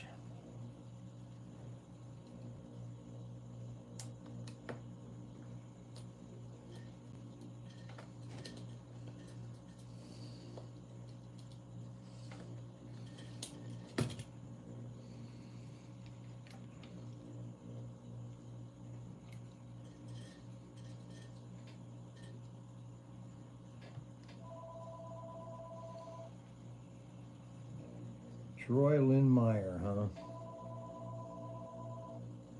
huh? Wonder if that's Troy Meyer.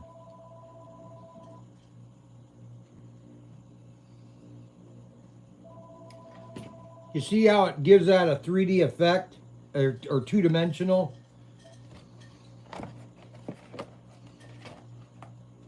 All right, so we've got everything. What I'm going to do is I'm only going to glue one side, so this kind of just flaps down.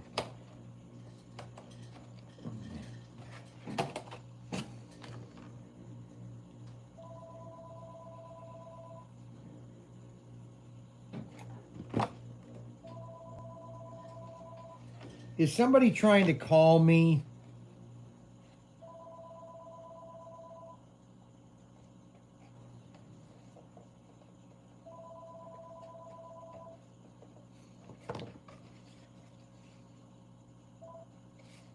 I don't know if anybody's trying to call me or not. Adam Hurt. It may be the phone number to his house or Troy Lindmeyer. All right, let's just see if this is true.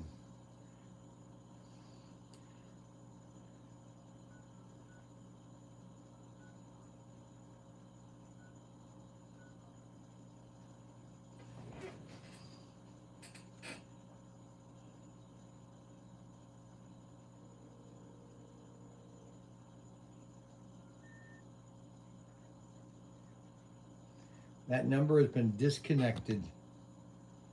297. That was too easy. Oh, shoot. That was too easy. Dialing for dollars. Oh, man, I remember dialing for dollars. Holy cow. Oh, man, I wanted to win that so bad. I never won it. Dialing for dollars. Trivia. Here's another trivia question. Who was the guy that had a TV show? It was either Channel 7 or Channel 11, and it was basically his name was it's Bill Kenny at the movies, and it was at 3 o'clock. He was in one movie. He thought he was this big movie star, and he would just do reviews of movies. It was called Bill Kenny at the Movies. Okay, here we go. I'm not going to do all four corners. I'm just going to do it so I might want to add some more things to this, but there it is.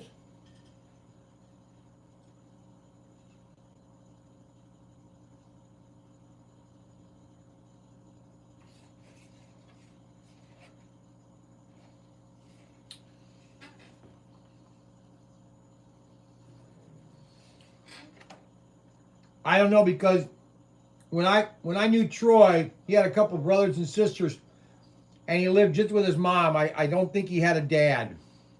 Well, he had a dad, but I think they were divorced. And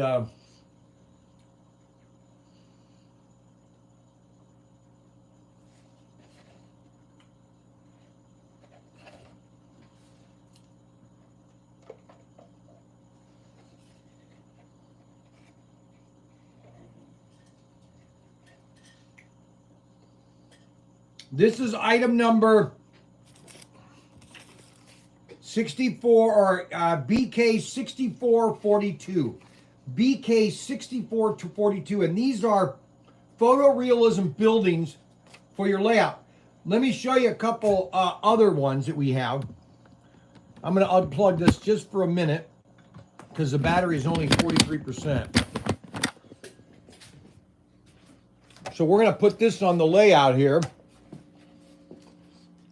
Now, this is a 1/32nd scale or 1/43rd scale, and I did this one on Sunday.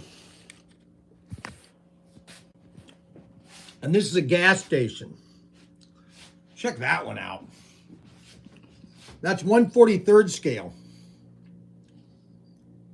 Sugar Creek gas station. Isn't that cool? And that's 1/43rd scale.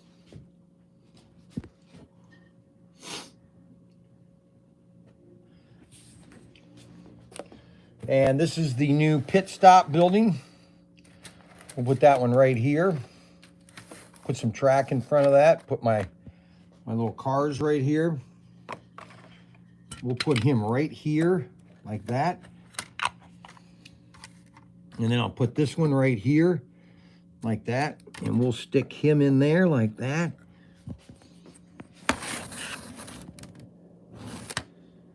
Pre-race inspection center. You see how those have like a 3D effect? It just gives you that little feeling.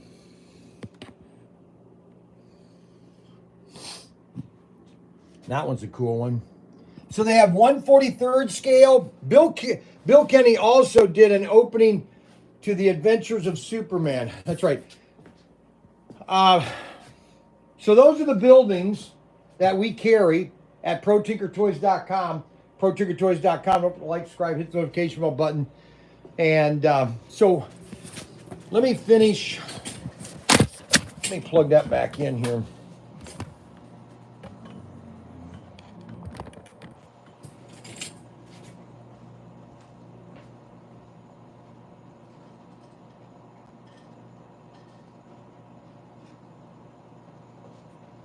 This really turned out pretty nice. I'm pretty impressed with this. I think I'm going to do a couple more of these. That just looks kind of cool inside there. It almost looks like a real gas station. You see how that photorealism? You got your little tool kits.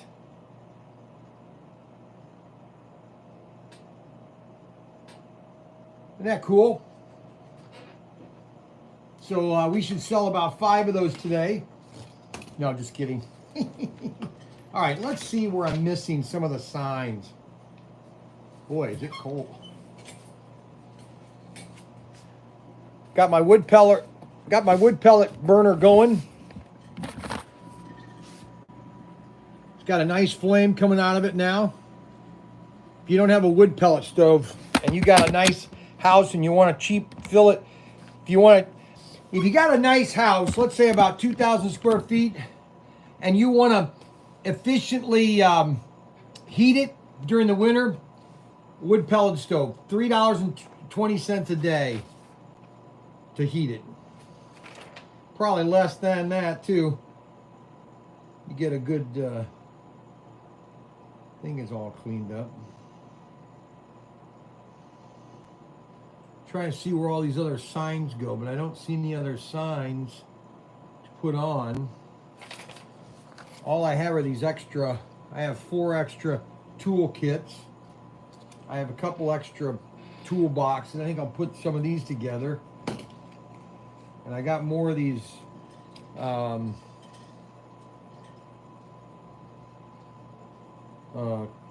cord reels and caution.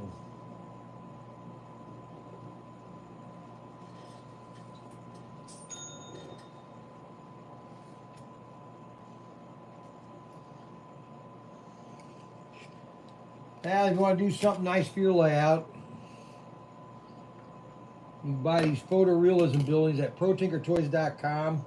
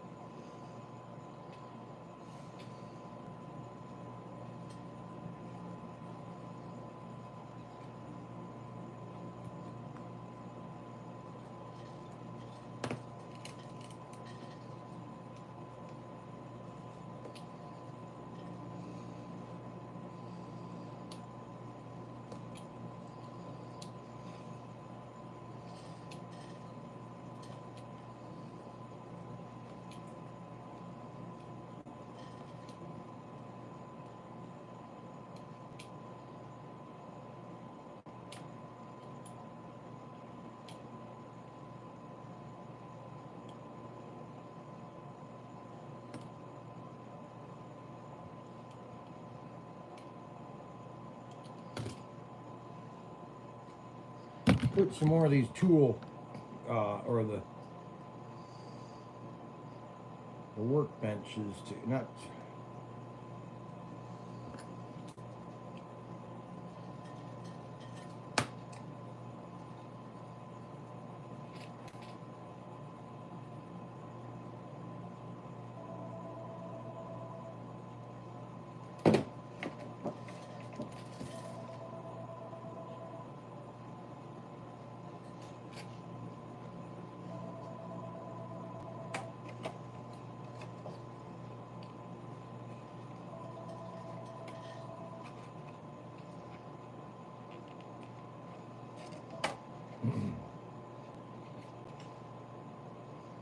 See, there's only so much you can put inside of this building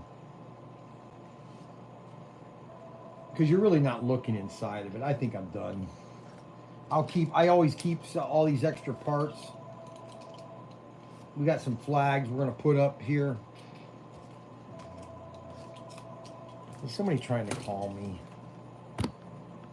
I believe you mean pack and sand, Fossey, snow outside. Yes, 132nd would be nice. We have a lot of 132nd scale buildings. We're going to build one. We're going to build a 132nd building next week. That is that building there. We got the flags. I got the flags here. We got to put the flags up on one side of the building. The rest is junk. I'm going to save this. Okay, we got the doors. Got to put the doors on the other side of the building. Of course, you're not going to see this, but you never know.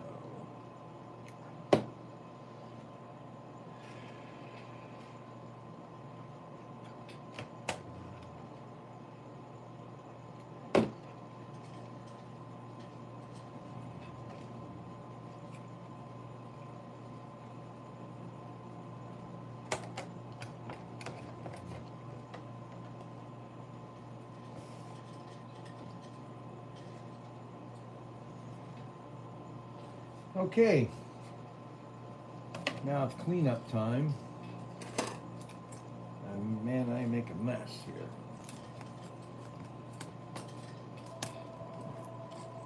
My guys, the phone just keeps ringing. Where do the mechanics go to the restroom?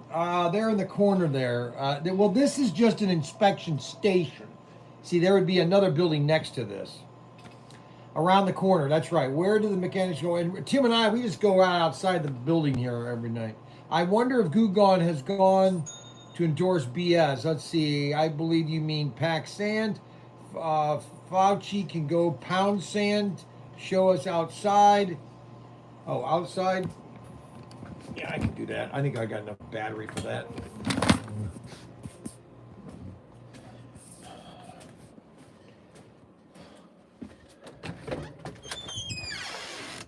Holy cow.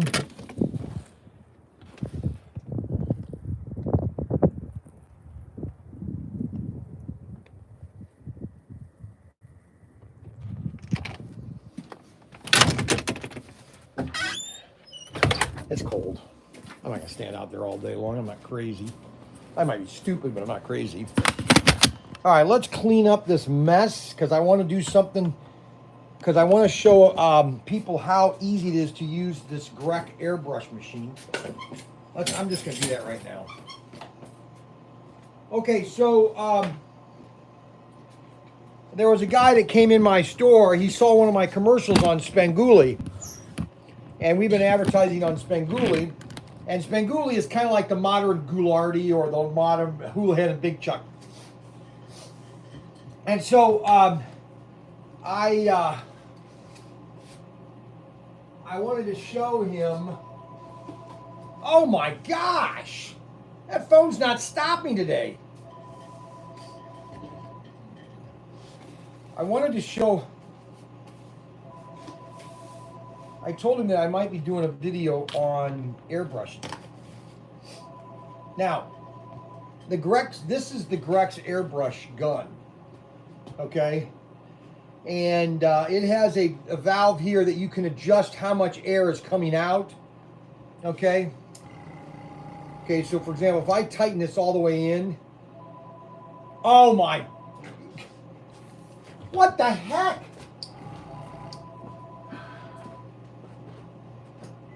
Ryan Young, Pro Tinker. Good. Are you trying to call me or the bank? Oh, gosh, okay.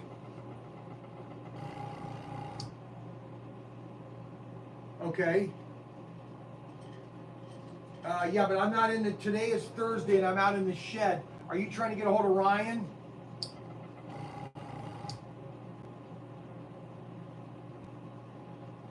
Okay, now I'm not down in the bank right now. I'm on Thursdays now. I'm always in the shed doing a tech video or showing people things. If you want to know if something's in the store, call back again, and I won't answer the phone. It has to ring. It'll actually call this number. Okay, so if you want to call the bank directly, that phone number is 419-800-8135.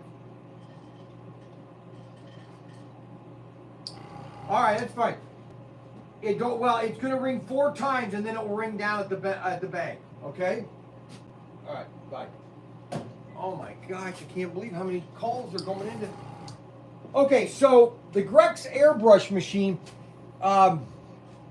it's all engineered in California, and so this is basically it will stop how much power. So if you just turn a little bit, it comes out just a little bit. And then the more you open it up, more air will come out of the hose. Now we can open up all the way.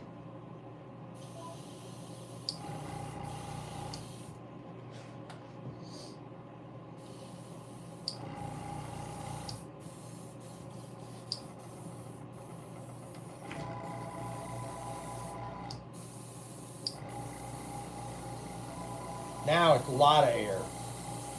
So we don't want to do a lot because we want to do some dirt on this. So we want to get some brown mud color. We want to get some mud color.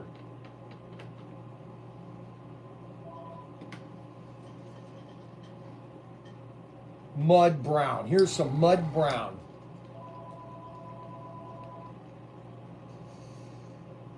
That phone just not ringing. Stop ringing.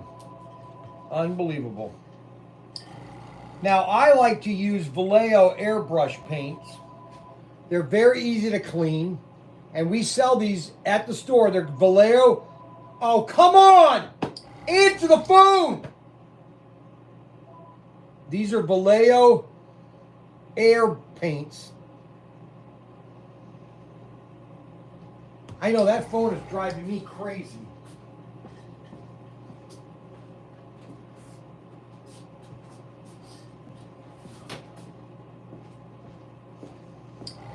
All right, so what we want to do is now let's just get a little bit of paper here because I just want to show you.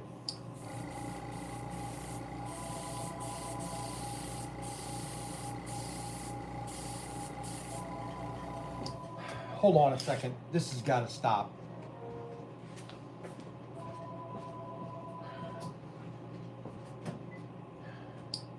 Hello. Hello, how you doing? Who is this? It's Rick. Rick who? Okay, have you tried calling the bank? Are they picking up or not? All right, then dial 419-800-8135. Try that number.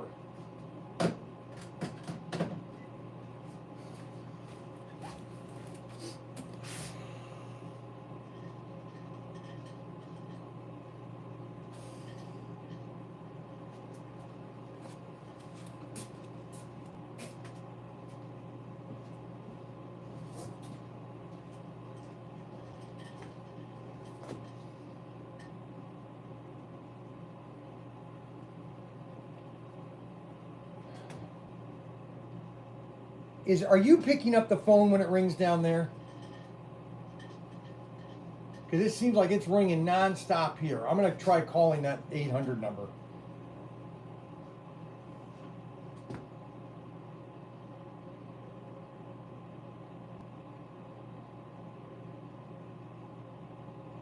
All right. All right. Yep. Got it.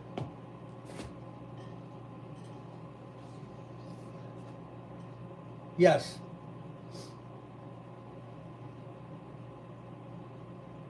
They're not here yet. They're going to be here on Monday. You got to be kidding. No, these are I just got the invoice yesterday and I got confirmation this morning that FedEx is going to be delivering them on Monday. They might even be here tomorrow or Saturday, delivery Saturday.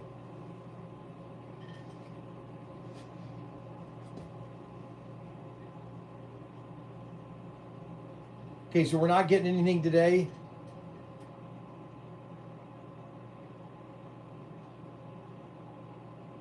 A level 3 snowstorm, right. All righty. All right. Bye. What?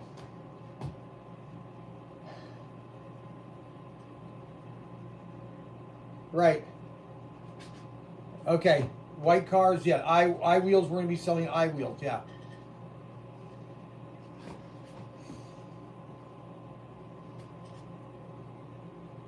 What are you talking about?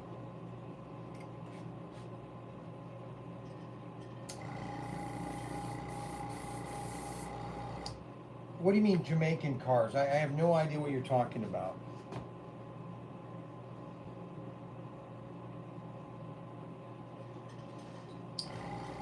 Yeah, 88190. There's a whole case of them. Matter of fact, it's the fly box all the way in the back. I bring it inside. Hold on a second.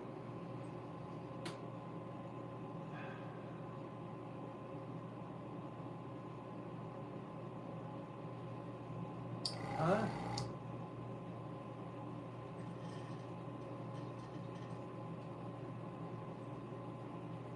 Yeah. You can substitute any of the. Okay, what order is these cars? How many did they buy? This phone just doesn't stop. Yes, it's out in the they're out in the sea container 2. All right, bye. That phone doesn't stop ringing. I give up. I'm not going to deal with it right now. I'm trying to get this airbrushing done. The problem is, when I cleaned this last time, I didn't clean it properly, or I haven't used it since I cleaned it. So you gotta.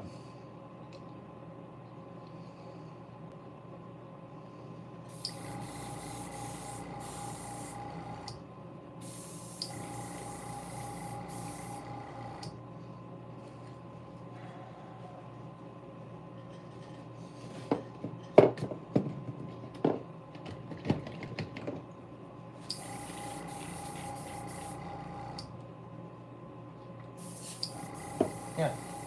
Well, of course, you know, I want to do this, and it's all because when I cleaned it last, I didn't use Goo Gone. That Goo Gone helps to keep the needle cleaned, because it's very simple. This machine, this is the needle. That's the needle, okay? And if you keep the needle cleaned,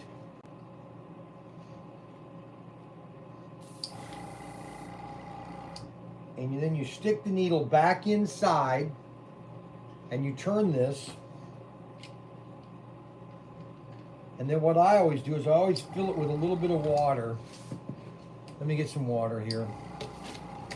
Hold on.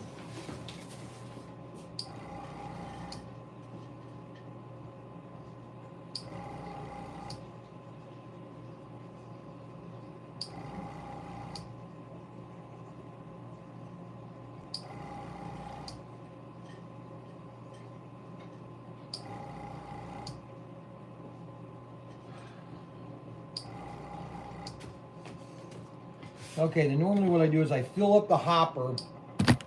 I just dip it in water, and then I spray it. See how that's coming out? And you know it's good there. I get all that water out.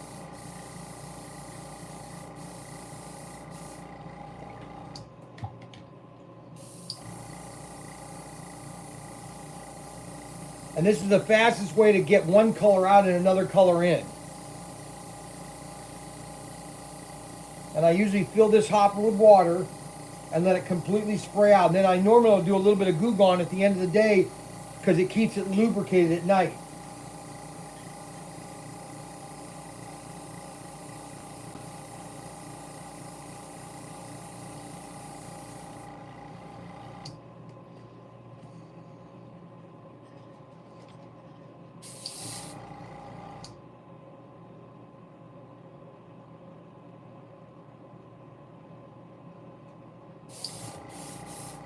Now, we don't want to have it, we don't want to come out, we don't want to have it coming out a lot. So we want to lower and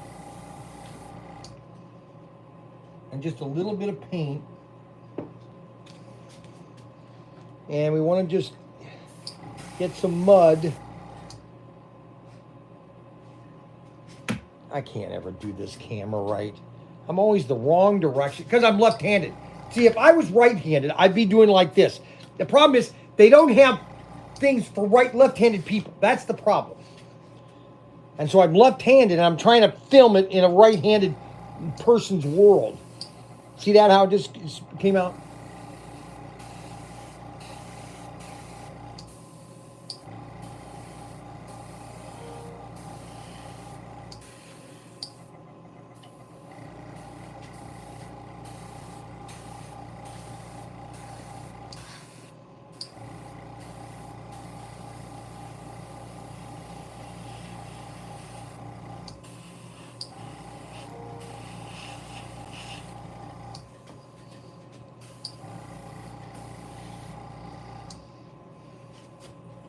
That's the problem. I'm left-handed and I'm trying to do it. I'm trying to film with a right-handed camera and left-handed.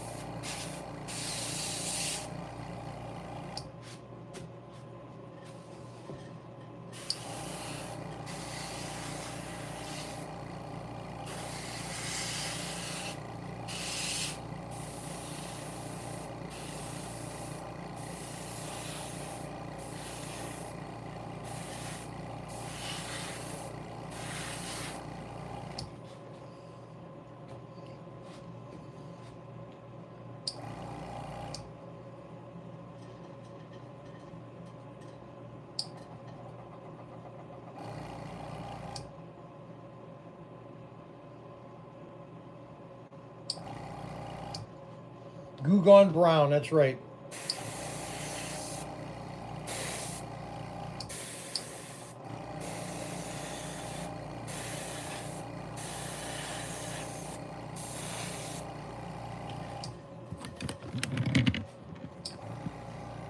And then when you're done with one color, then you can just jump into another color.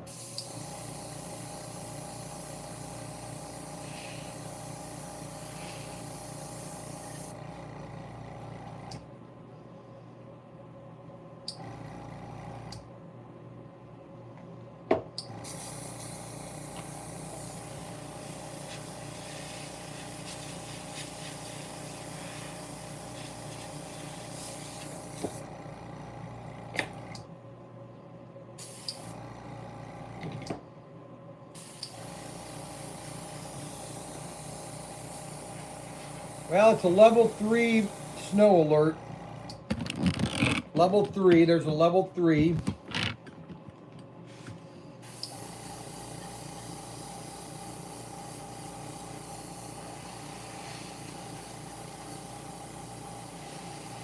So that means there's no UPS deliveries. We can't ship anything out today. So if you place your order today, it won't ship today.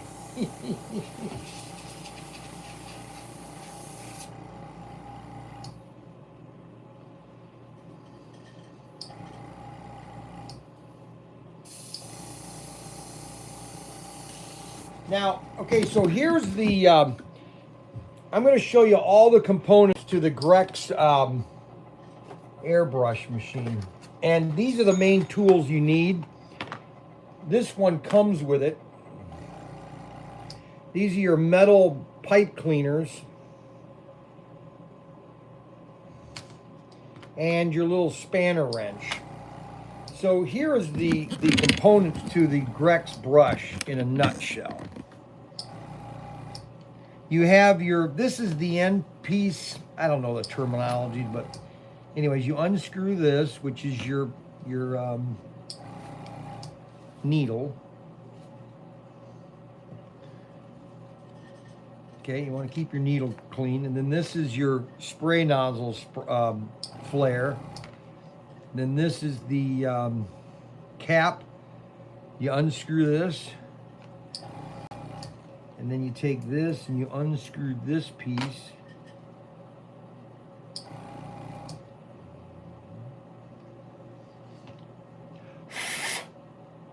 That's what you want to clean out, is this. This is what will get clogged right here, the nozzle holes.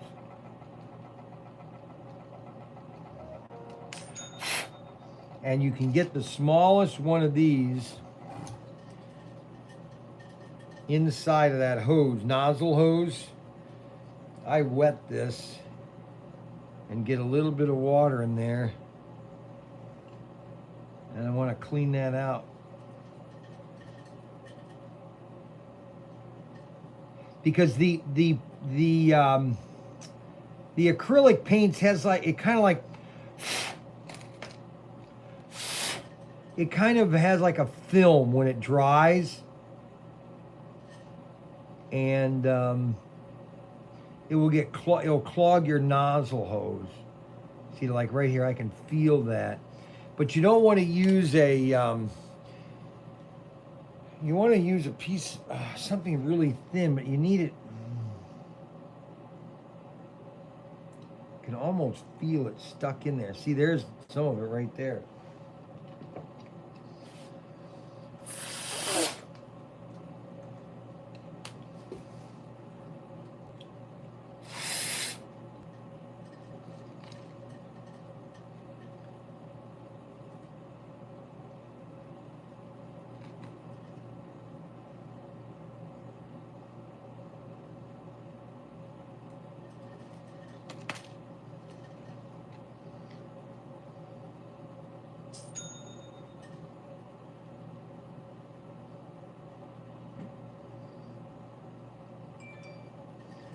See, I can feel some of that paint.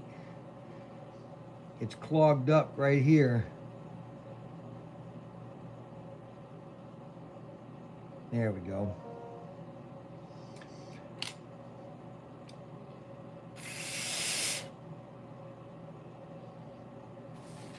sometimes you can use a cute. See, there's some of the paint right there. You can see it.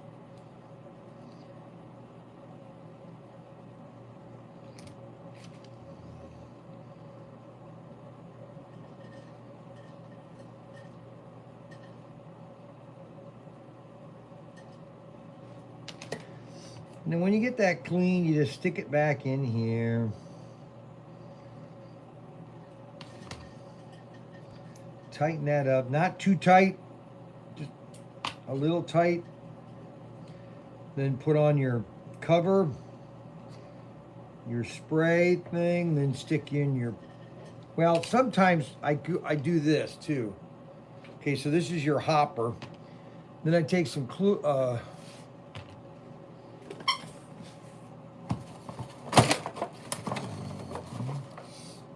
Q-tips, and I want to get inside of here. And I usually take one and go like this. See that, all that grime in there? You want to get all that out of there, because that's the, if you can get all that out of there, now you gotta, now when you put your needle back in, you're gonna be able to have a nice clean spray.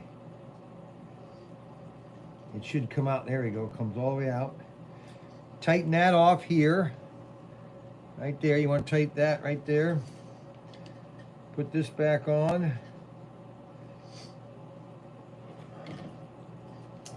Then when you spray it, you guys will see it from there. You'll see it. You'll see it kind of spray. See it spray? And see, by turning the water down, or the air down, you can have less.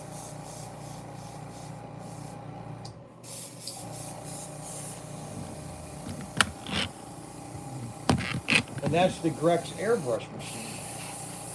Now at 6:30, we're going to be giving away, we're going to be offering some iWheel cars. We're going to be selling those iWheel cars. Plus, we're going to be selling this car tonight. And we're going to be putting 50 of the 57 Bel Airs up for sale. So whoever's the first 50 people to buy those will be lucky. So we have our tank finished. I'll put the decals on it. That's my tank. What time is it? Anybody find Troy Meyer's number? 2:30. We have a half hour. Okay, so let me, he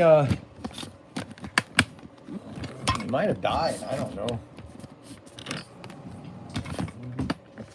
All right, what's going on here? The bottom, I just ordered the pre-race inspection station. Great, Gene, thank you very much, Gene. So Gene has just ordered his pre-race inspection station, and send us pictures of what yours looks like, okay? Send them to our club fan so that we can see what they look like, so we compare to mine. Obviously, mine's not an expert. I just wanted to build it to show you what it looks like and why these are awesome buildings, okay? And that you should add these to your layout. So we want to thank Gene for buying one of the stations. Alrighty, now let's clean up this mess. Oh boy. Okay, so on the back here, let's put some more flocking here.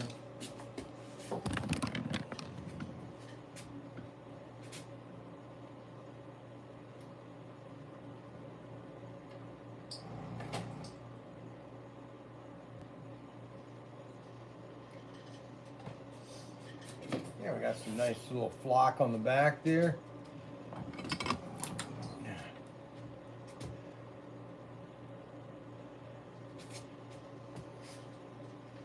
And that is the BK 6440, what was it? 6442. Pre-race station. All right, now let's clean up the mess that I made. And these are the plans to our building that we are going to buy. It's a kit, and we're going to build it here at ProTinker. And you can come and help us build it. You'll be able to help build our building. Oh, excuse me. Yep. All righty. Now, let me get all of this stuff together. This is all the trash. I got to put up the signs. I'll use those here. I need that.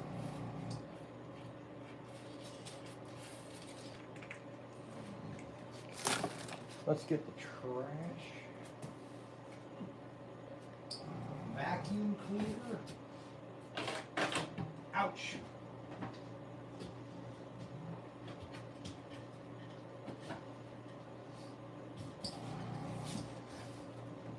Let's turn that compressor off because that's going to drive me crazy.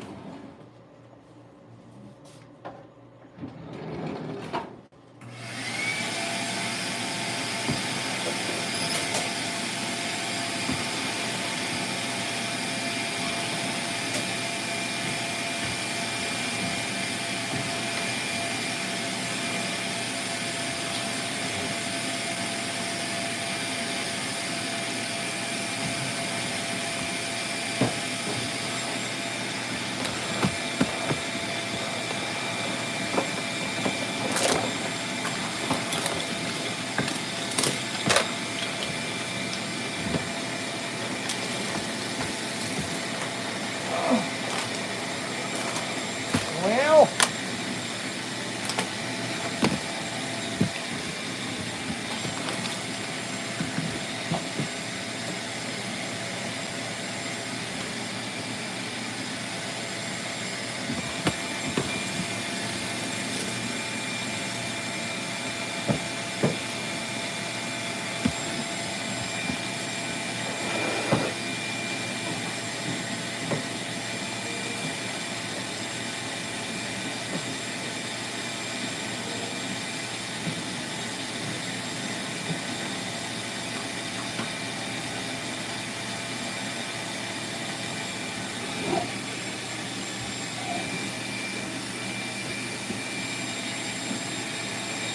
alrighty, we got that taken care of. I showed you the Grex Airbrush machine, how pretty awesome that is.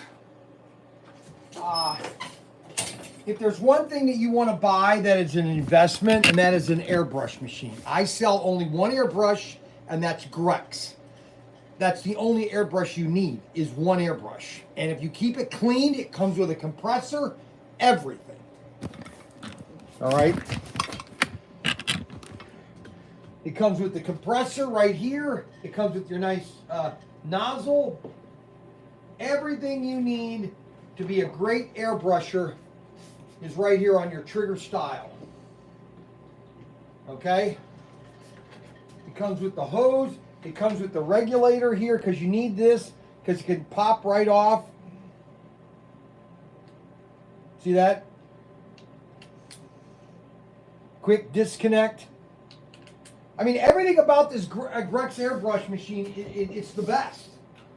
I don't care what anybody tells me. Bryant, he works for Grex. Great guy. Loves to talk, but he knows how to airbrush.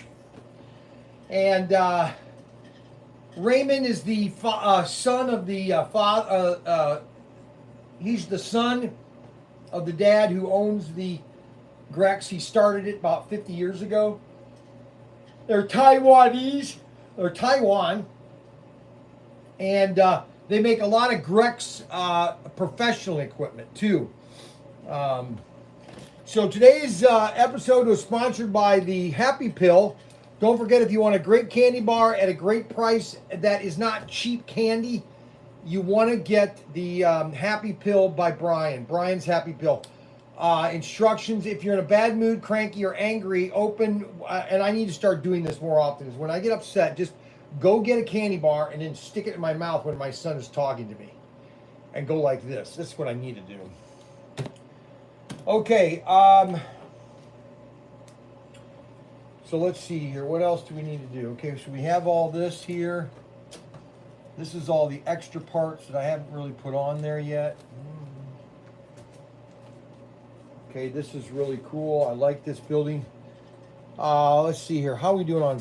So I'm going to unhook this, and I'm going to show you kind of the layout a little bit, because we've got our new signs here. We got all our new barriers. I sent a copy of these to Auto World for them to make these. Okay, we have our first one here, which is Speedy's gas station. And I think we're going to put the pit box right next to this. We're going to set this building right next to this one here. Move this down a little bit. So we got both buildings here now, nice next to each other. Okay. And we can put this car over here because it's not 132nd, but it could almost do, but it's 143rd. This is 130. This is a 143rd building, and that's a 132nd car, but it could pass for a 143rd car. So we'll stick that right there. And these are all the barriers. We got barriers now on all the corners. So on race night tonight, there'll be no accidents. None of the cars will be flying off the track and crashing. The only spot that I'm thinking about, I want to test the race to see how many crashes are at this corner here. If I have to put one, because I put one down there just in case. But I don't know if I'm going to need one right here. And we've got them here, and they've got them going all the way around here. And we got them down at that corner. So everywhere is race. It's all set, ready for the race night. Those barriers should make things better. Track barriers look great. We need Tim's art studio cut out. Yes, I do. Brian, did you get the emails I sent you? That's right, yeah. Robert sent me an email. Oh, here it is. Here's the email that Robert sent me last night.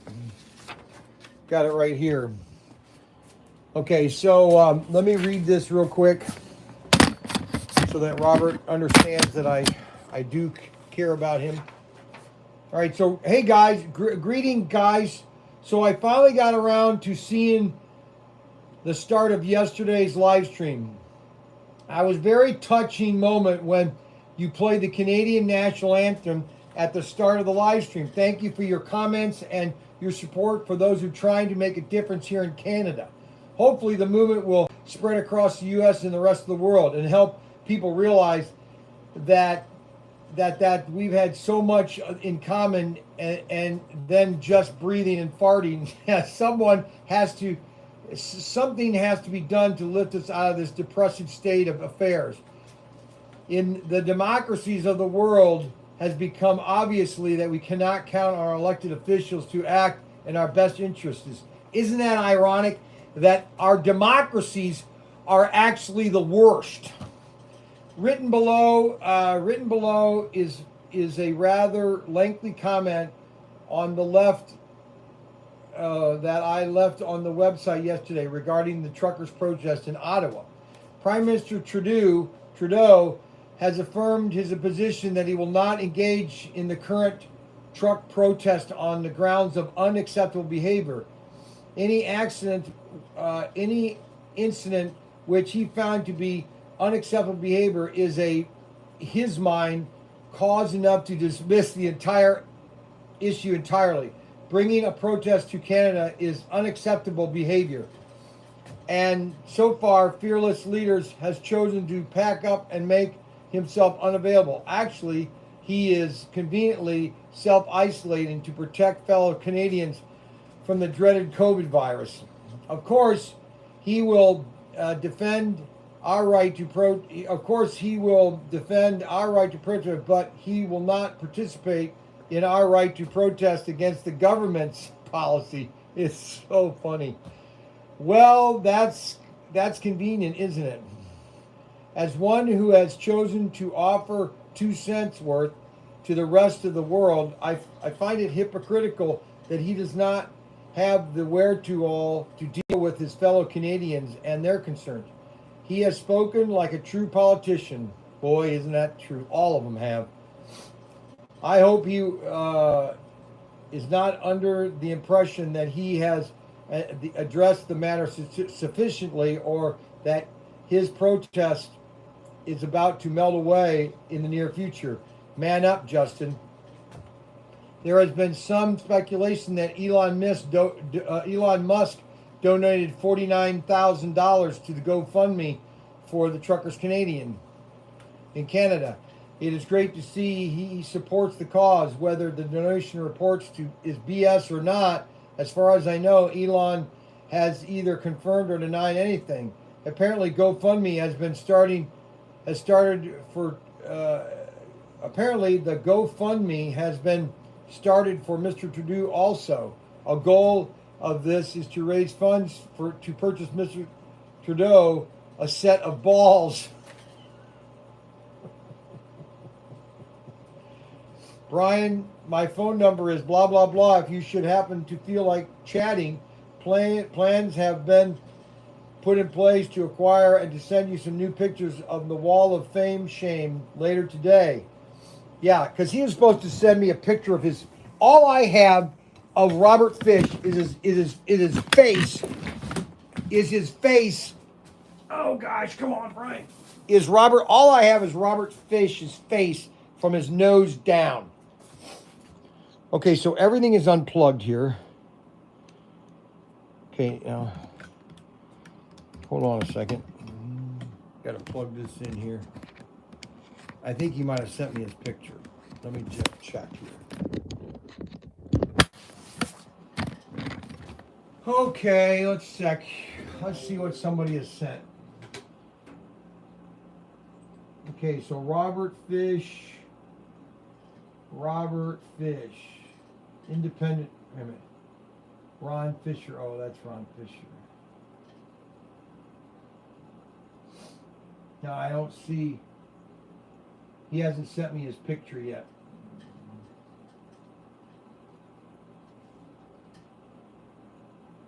Oh, I'm wrong place. Nintendo. New picture. Ah! He sent me a new picture. Okay, this is funny. I gotta print this one out.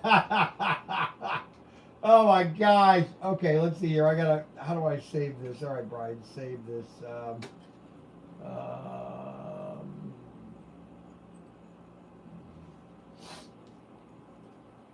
Oh shoot! How am I gonna print that? That's not a good picture. Let's see here. I gotta go here.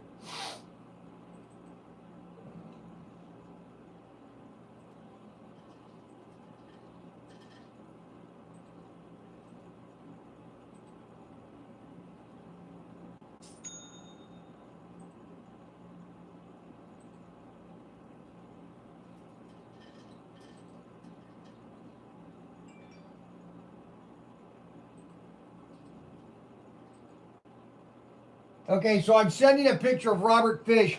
I'm printing a picture of Robert Fish's his nose and up right here. Okay, now I have this part here. All right. Here's what I have of Robert Fish. Okay, right here. Smoking a cigarette. Got it.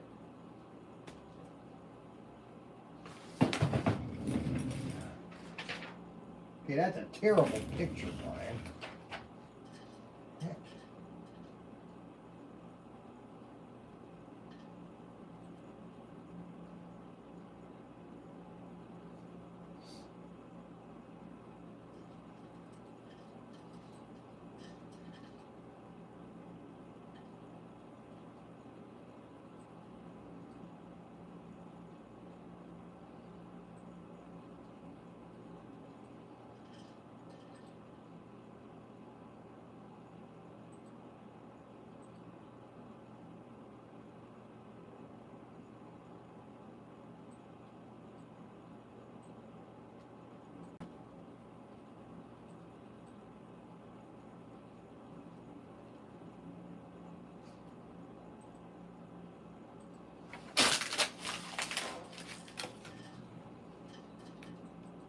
All right, here this might be a better one of Robert.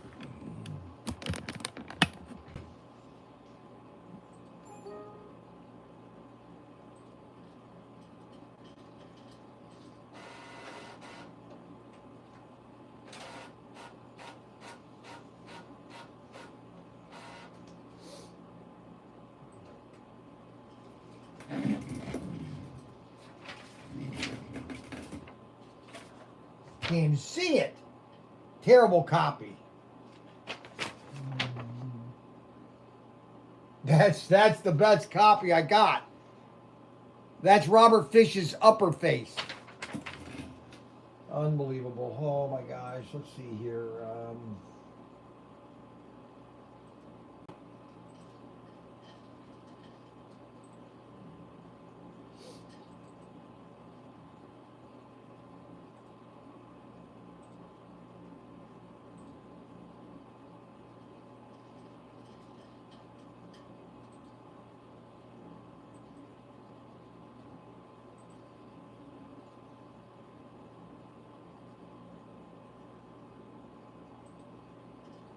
Yeah, I got another one here I'm going to print. Photoshop that mess, Brian. Come on, Robert.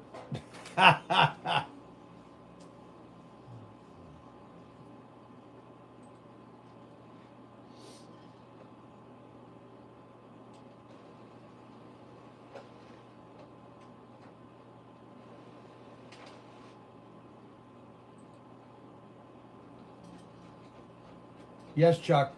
The real me. So that's Robert's email he sent me yesterday. So the latest news of the truckers is that the mounted police wanted the tow truck companies to tow the trucks away, and the tow truck companies are saying, no, we're not going to do that. We got COVID. So they can't get anybody to tow the trucks. They've got over $9 million now in funds now, which is just awesome. No, Tim's not going to be able to leave on Friday. All right. So, let's see. What else do we want to do for next 15 minutes? I got this stuff. I cleaned this up. Oh, come on, man.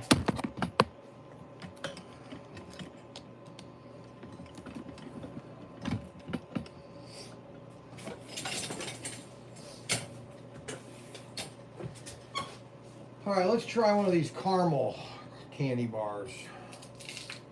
Let's see how good the caramel is.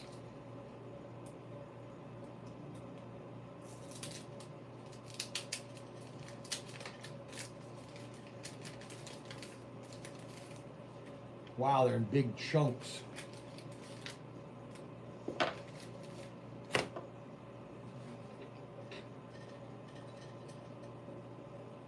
Oh, God.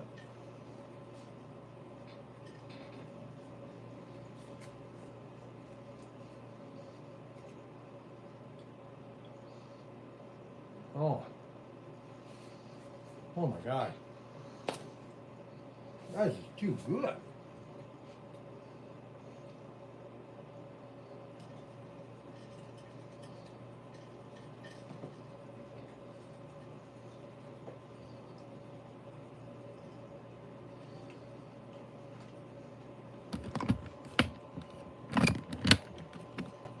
Let's put the decals on this. Dip those in water.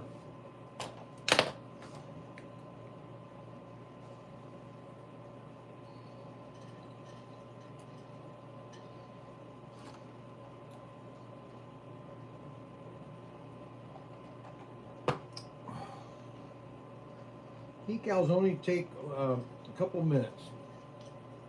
I don't know where they go exactly, but I'm just going to put them on.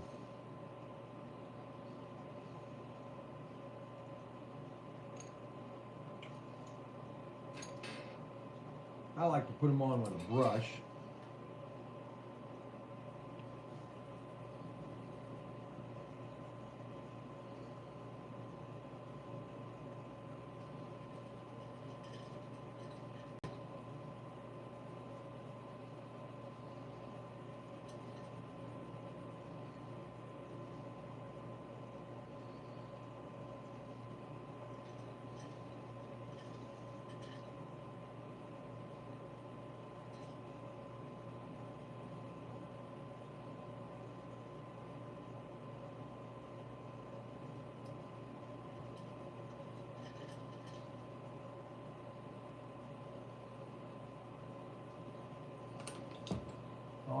are these decals or is this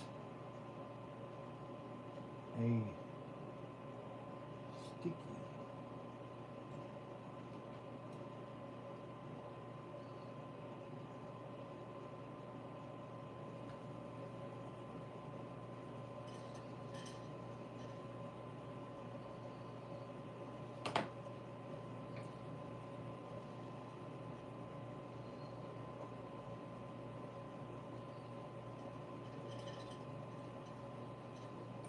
Well, I think I did these wrong. I don't think these are decals. I think these are stickers.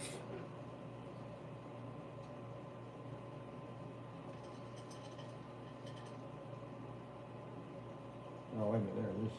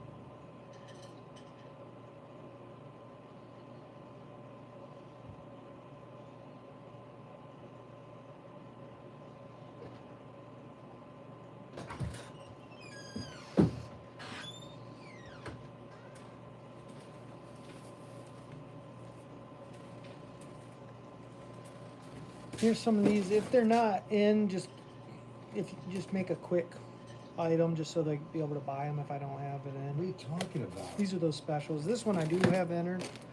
That one's actually a rare one. So, but I did enter that. You just have to add one, and then you add tag at the bottom right of the item. Race. You're telling me now this? Yeah, I've been telling you about it forever. Race 28. Extraction, white car right here, a Camaro. Race 28. It's on the home page. But if you put the Are these tag, on the system right now?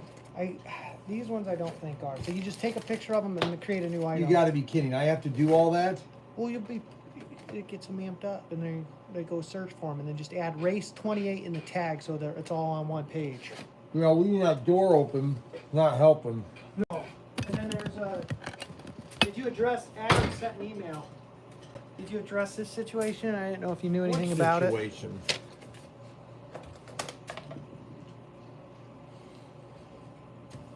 Just read Hormy's CEO stepped down. Thought you guys would like to know that. Well, I mean, They think it might be connected to the CNN Jeff Zucker stepping down too. If maybe it's has nothing to do with that. These guys are complete. I thought you'd like that. Then I had a great combo with Dan, Sidecar Valley Racing. He said we just need to come out with our own set, and we need to have our logo on the track, and then have the guardrails that you made have those in it, except for have like one dedicated to each of our like biggest fans, you know, like Ted, Slacker Valley Racing, like just have all of those logos of all of our fans on the borders. Yeah. Because then it'd be Dan something who? unique. Well, Slack Valley Racing, Scott's HO YouTube channel, Who are you talking to? U of M, you.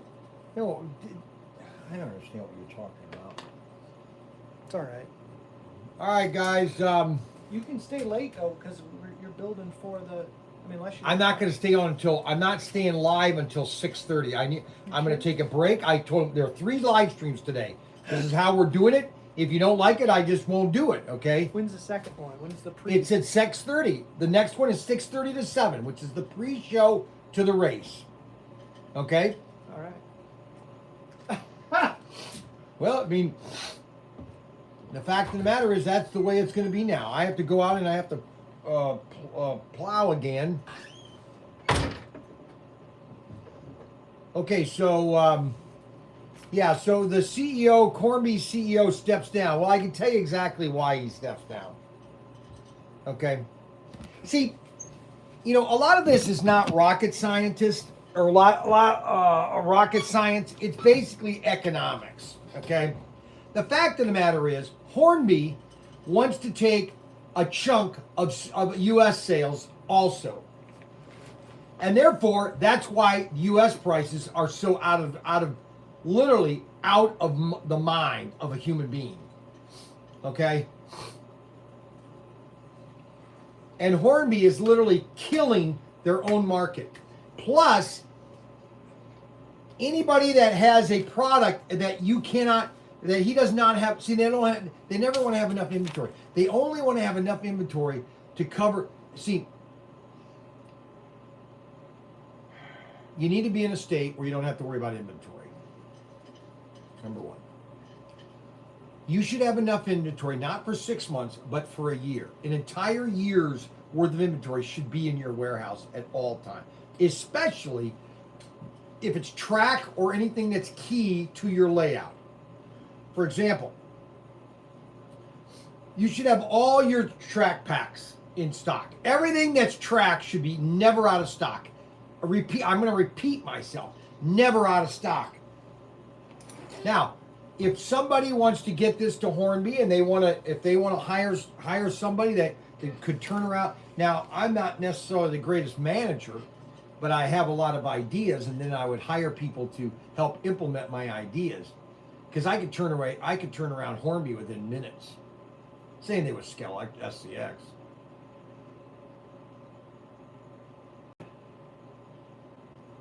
The biggest thing that needs to happen is somebody needs to step up and buy SCX from the Arnold family that owns it in Spain. They need to get that out of Spain. There needs to be one brand, 2 styles. Okay, so you have the Hornby brand and you have the Skeletric Spain brand, and you basically you sell it as that, and you capitalize on all that product that's out there. I would if you want to continue that digital line, you can, but I would gradually go over to the SCX little plunger type system, which is actually the better system. Anyway, okay, so this is a Hornby tank, and it's item number, actually the item number is on the decal. It's item number A55303, King Tiger. A5503 King Tiger. Okay, guys, want to thank everybody for watching our live stream today. This is the first Thursday night live stream. Every Thursday from 12 to 3, I'm going to be doing something different. Okay, today was building the inspection station. This is the inspection station, 6442. And you can build your own inspection station. It has all the details, your little shop carts inside, your lift, everything. Comes with little people, and it just really adds the the ambiance of your layout so that it's really cool looking. And we have the Speedy garage in stock, and then also we have for 1/43rd scale is a gas station. Now you could actually use that for 1/32nd, but it's a little small. So thank you. We'll see you at 6:30 for race night. 6:30 race night. Bye bye.